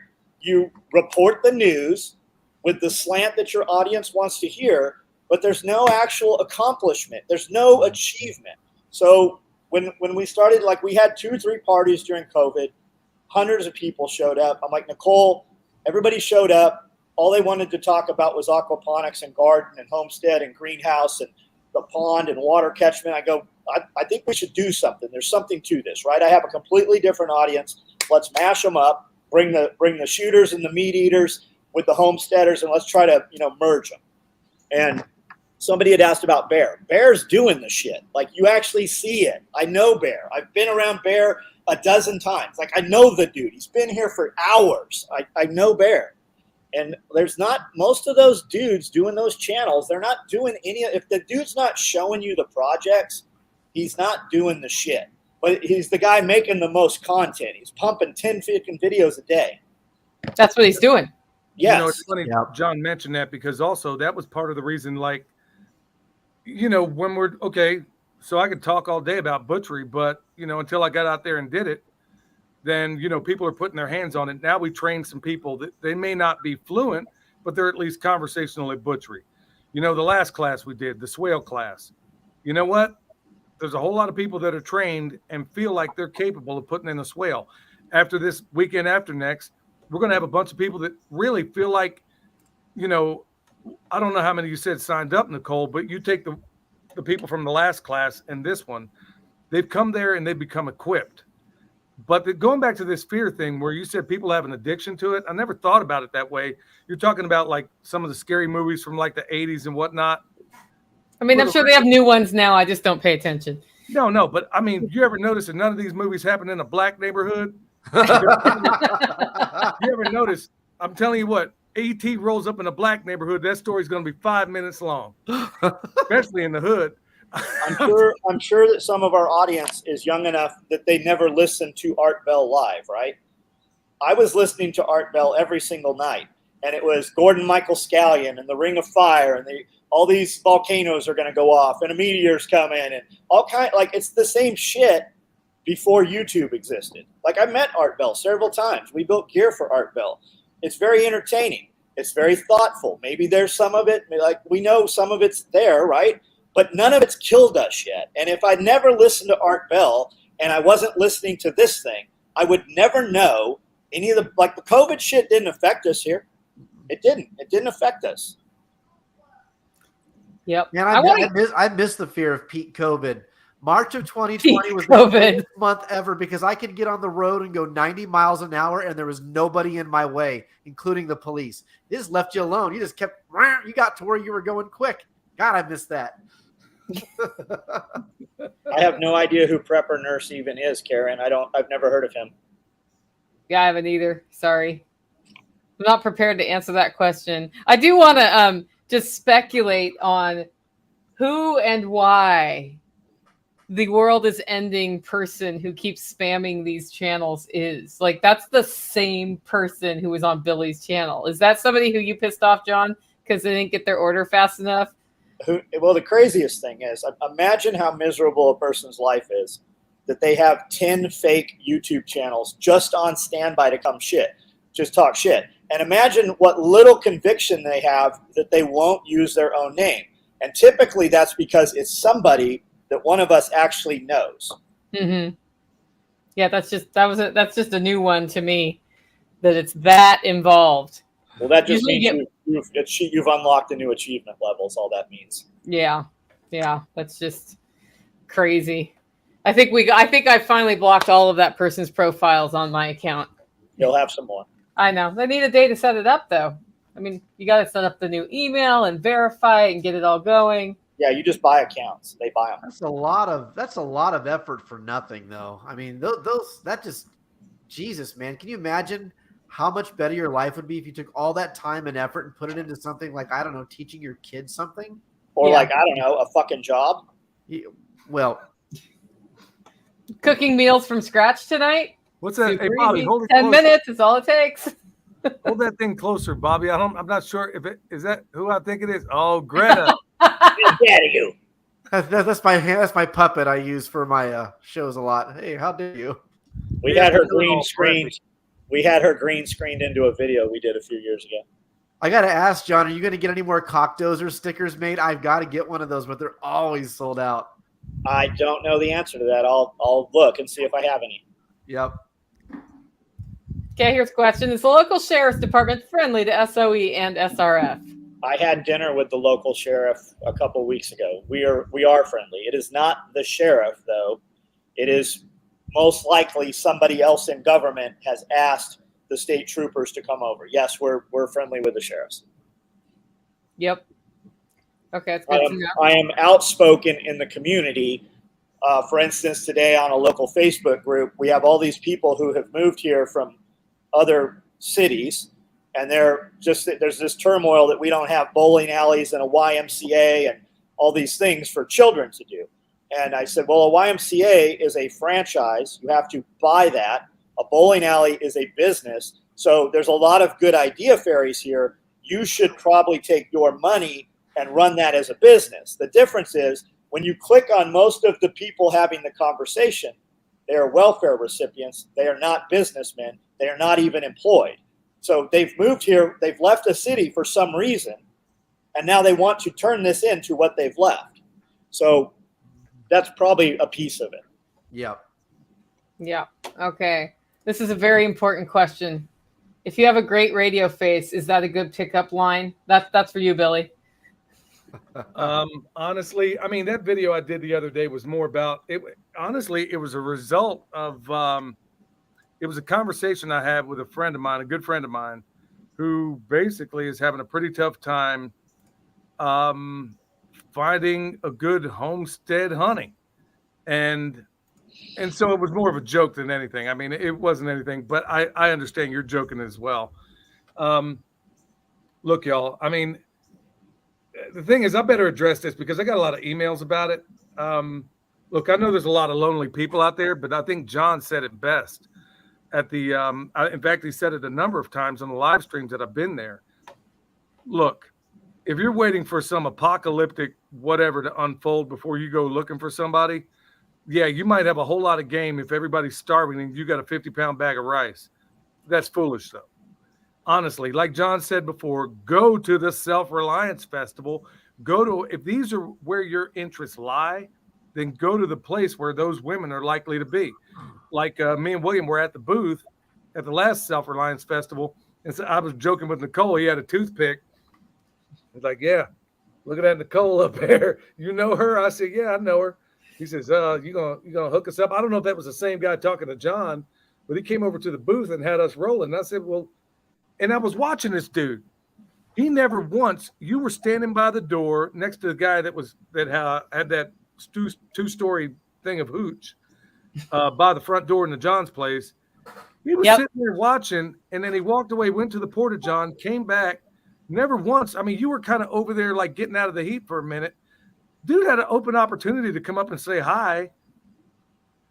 I mean, he never did it. So look, if you're looking for somebody, y'all, go to the Self-Reliance Festival, go to Bobby's Festival. It's the most likely place you're going to find somebody.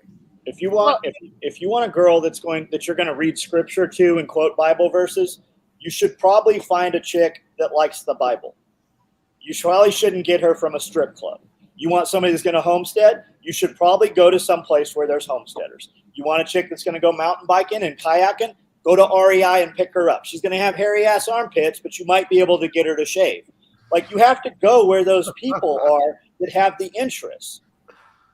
You're gonna be miserable trying to create the spouse that you want out of something that is not the spouse that you want. That never works. That never works.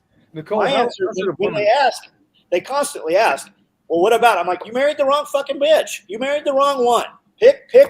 Go get the one you want. Like, you married the wrong person. Lady asked me the other day. She's like, hey, I want to move. My husband's not. I want to go. You married the wrong dude. I don't like. That's the real answer. What about from a woman's perspective, Nicole? How would I mean, is it the same advice, or would you go about it differently? Yeah, so I'm coming from a weird place where, yes, I am single and I feel absolutely no pressure to find a partner. If the right person comes into my life, then I will make space for that. But I'm not at a place, I think a lot of people are at a place where like, I want somebody. And that's a totally valid want. I can understand it. Ask yourself why and why your current other relationships, like how are those and why is that not fulfilling that hole?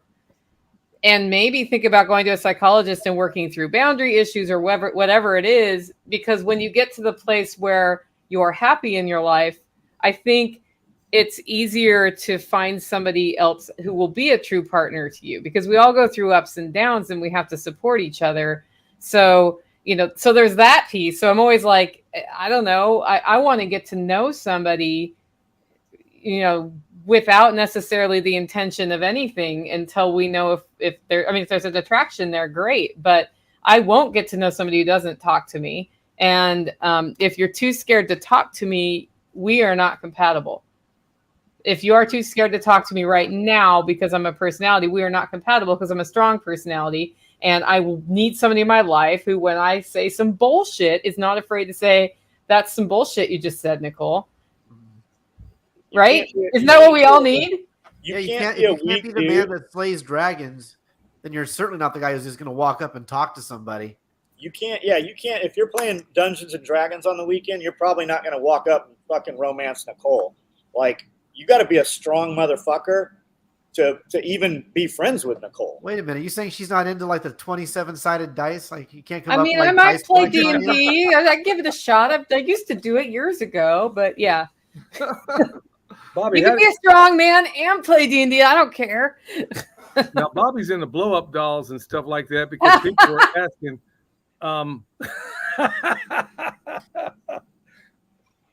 So here's what I'm from Camden, but it's been a while since I've been there. I guess it's homesteading friendly. There's some serious people making go of farming here, small scale agriculture. I am always surprised when a person or two persons walk through the door, and I'm like, "What are you doing in town? We live here. What do you do? Oh, we have a farm. What do you grow?" And they like 20 damn things they're growing. Like there's property here. There is affordable property here. There's still dudes here that live with no running water. There's still old dudes that plow with horses here, and it still rains here, and we still have forests. Like, you can live well here. You cannot come here and get a job. There's no jobs here. You have to come with something, and you're not going to be able to scale because there's not people banging on the door to come work. We're literally one of the most impoverished counties in Tennessee, and people are surprised when they move here and we don't have a 20-plex movie theater. I'll tell you what, though. I'll tell you what grows real well, John, out in your area that I noticed when I was there in June. Political signs. Holy shit, you guys have a lot of them. Well, there might be more because we're going back into another. You guys had a food forest of political signs. I was like, Jesus, how are people not rolling through here with 12 gauges like they do around where I'm from and shoot the stop signs and things? I'm like, my God, there's a lot of signs. Because we don't have any real crime here. We have like petty crime and crackheads and shit. Yeah. So if there was kids rolling around with shotguns, the police would have actual real work to do. Like, they would be on that shit pretty fast. Oh my gosh, that was a lot of signs though, man. I was like, God. Tons of them. Yeah, but what got me there is that they were expensive signs for jobs that don't pay that well. So it makes you wonder, what's the real motive there? Graft. Why do, like, every school here gets repaved almost every time there's a major holiday? They put new blacktop down. Who pays for that shit? Where does it come from? Grift.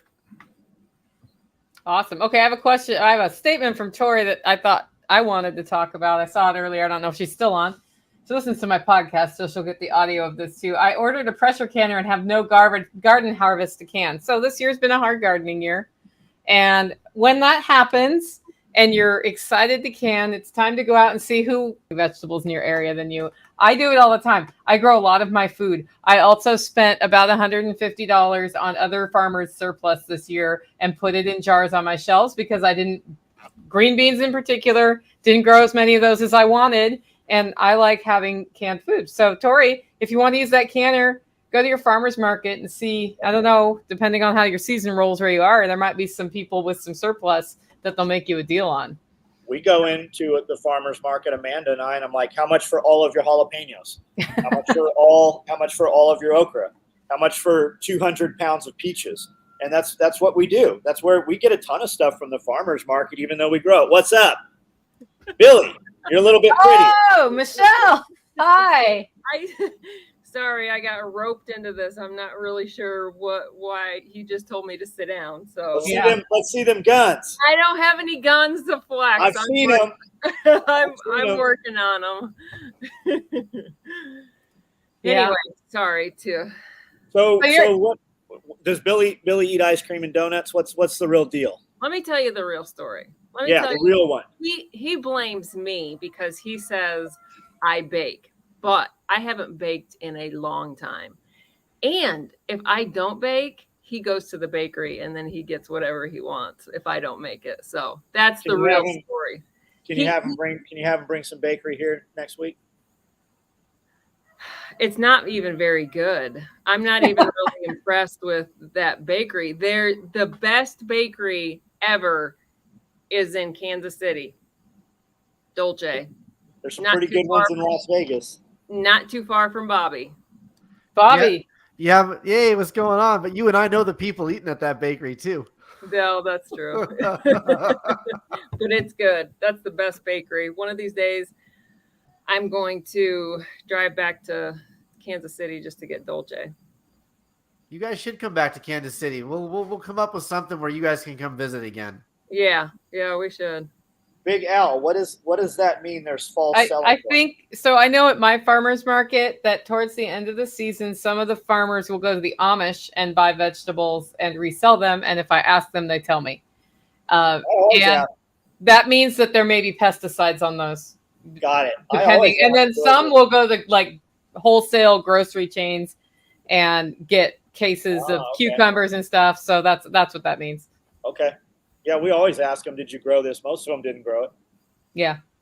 That's what's really up at the farmer's market. Some do grow and some just resell. Got it. It's still good practice for canning. Yeah.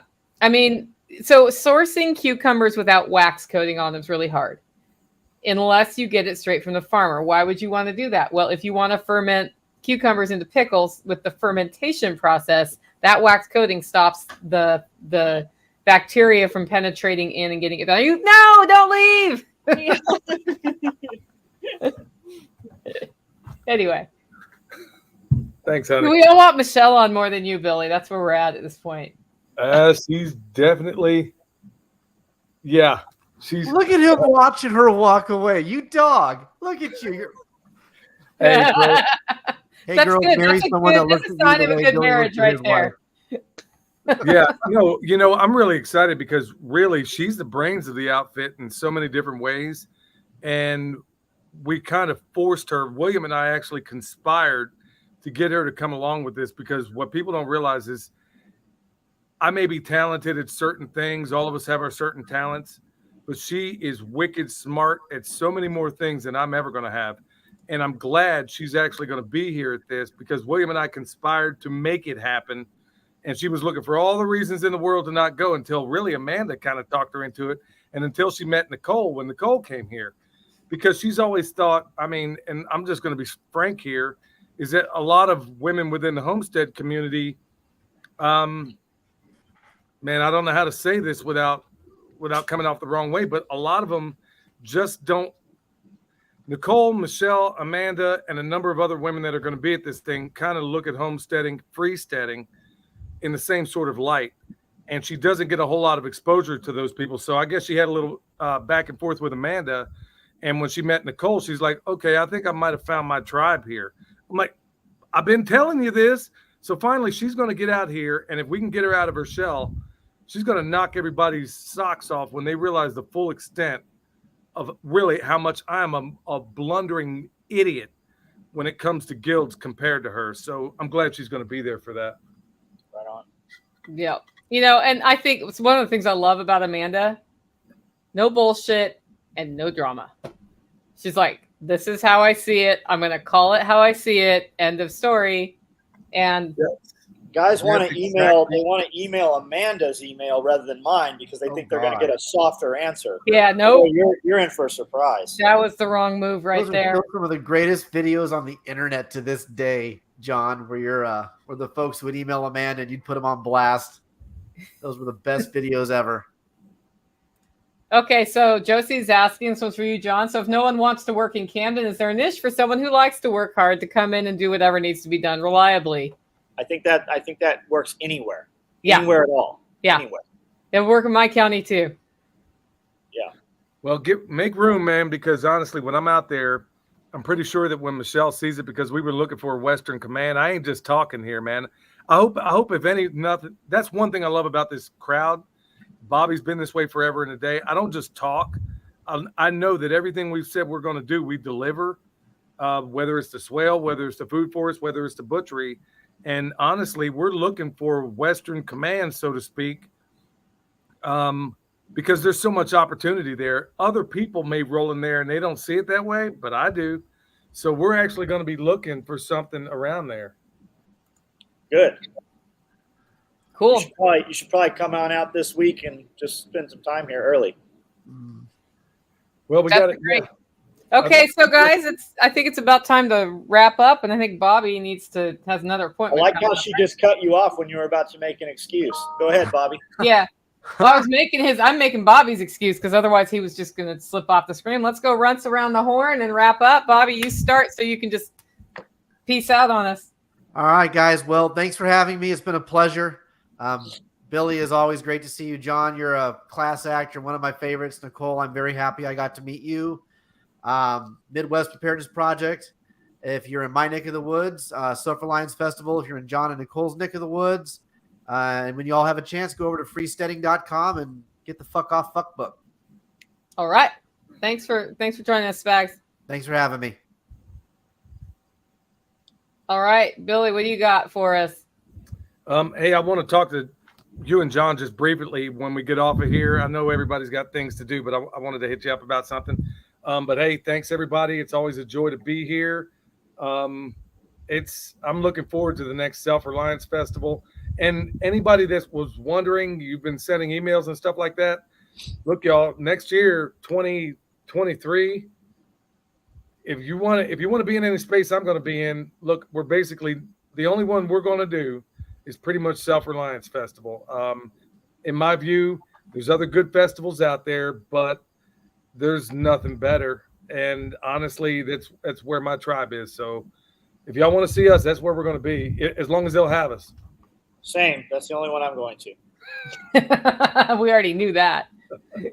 I don't John. get invited to other ones. I think You do. people are You get scared. invited to mine in April. There's one like 20 minutes from here I don't get invited to. Wow. Cool. Well, John, what do you got for us? This is the shirt this week. We do a shirt every Monday. We do 120 pieces. They typically sell out overnight. We build nylon tactical gear. We're not the easiest company to do business with because we make the best product. We have a text app and an email app that you can get on from the website, soetacticalgear.com. I do a live video almost every night at or around 9 o'clock. And the conversations are similar to this. We can have a conversation literally about anything you want to talk about. So join in. We put up 3 to 5 videos every day on YouTube. I've got, I just kind of walk around with a camera, record a bunch of stuff, and I have a good video dude that kind of makes heads or tails of my bullshit. So jump on, and we do some homesteading stuff, and we do a lot of business advice stuff and business motivation, and there's something for everybody. Yep. And when he says high quality nylon tactical gear, every time I find myself in a situation where I need to have a bag that is not one of the SOE bags, I'm wincing inside. And we're not going to talk about why that happens, but it does happen from time to time because I know that in another year I'll be replacing that bag. But like John Willis's toiletry item bags fit my podcast rig perfectly. So when I go on the road, I can put it all in that bag in my suitcase. And I don't have my mic over here and my mic cable over there and my recording box over there. And that bag's not going to fall apart, which is awesome. I hate having to buy things twice. It's a thing. So heirloom quality gear. Yeah, he's not kidding on quality. It's very impressive. And I didn't really understand until I saw it in person. And then I totally understood. Anyway, guys, thanks for joining the live stream. If you haven't followed all of our channels, please do that. We got Permapastors Farm, Special Operations Equipment, and the Living Free in Tennessee YouTube channels. I do a podcast 3 days a week, but now it's 5 days a week. That just happened this week. So that's kind of an exciting new thing at Living Free in Tennessee. I have an interview show. I hadn't been playing interviews for a while because we've been doing this show.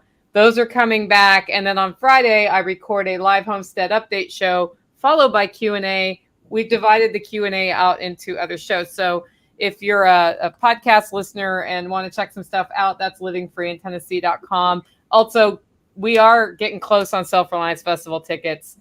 So you should get your ticket soon. That's selfreliancefestival.com. Thanks so much for joining us. And we will maybe not live stream next week. That's a little up in the air because I'm driving to Camden on Wednesday. So John, I'll talk to you about that. And if we do live stream, it won't be at noon on Wednesday. So make it a great week.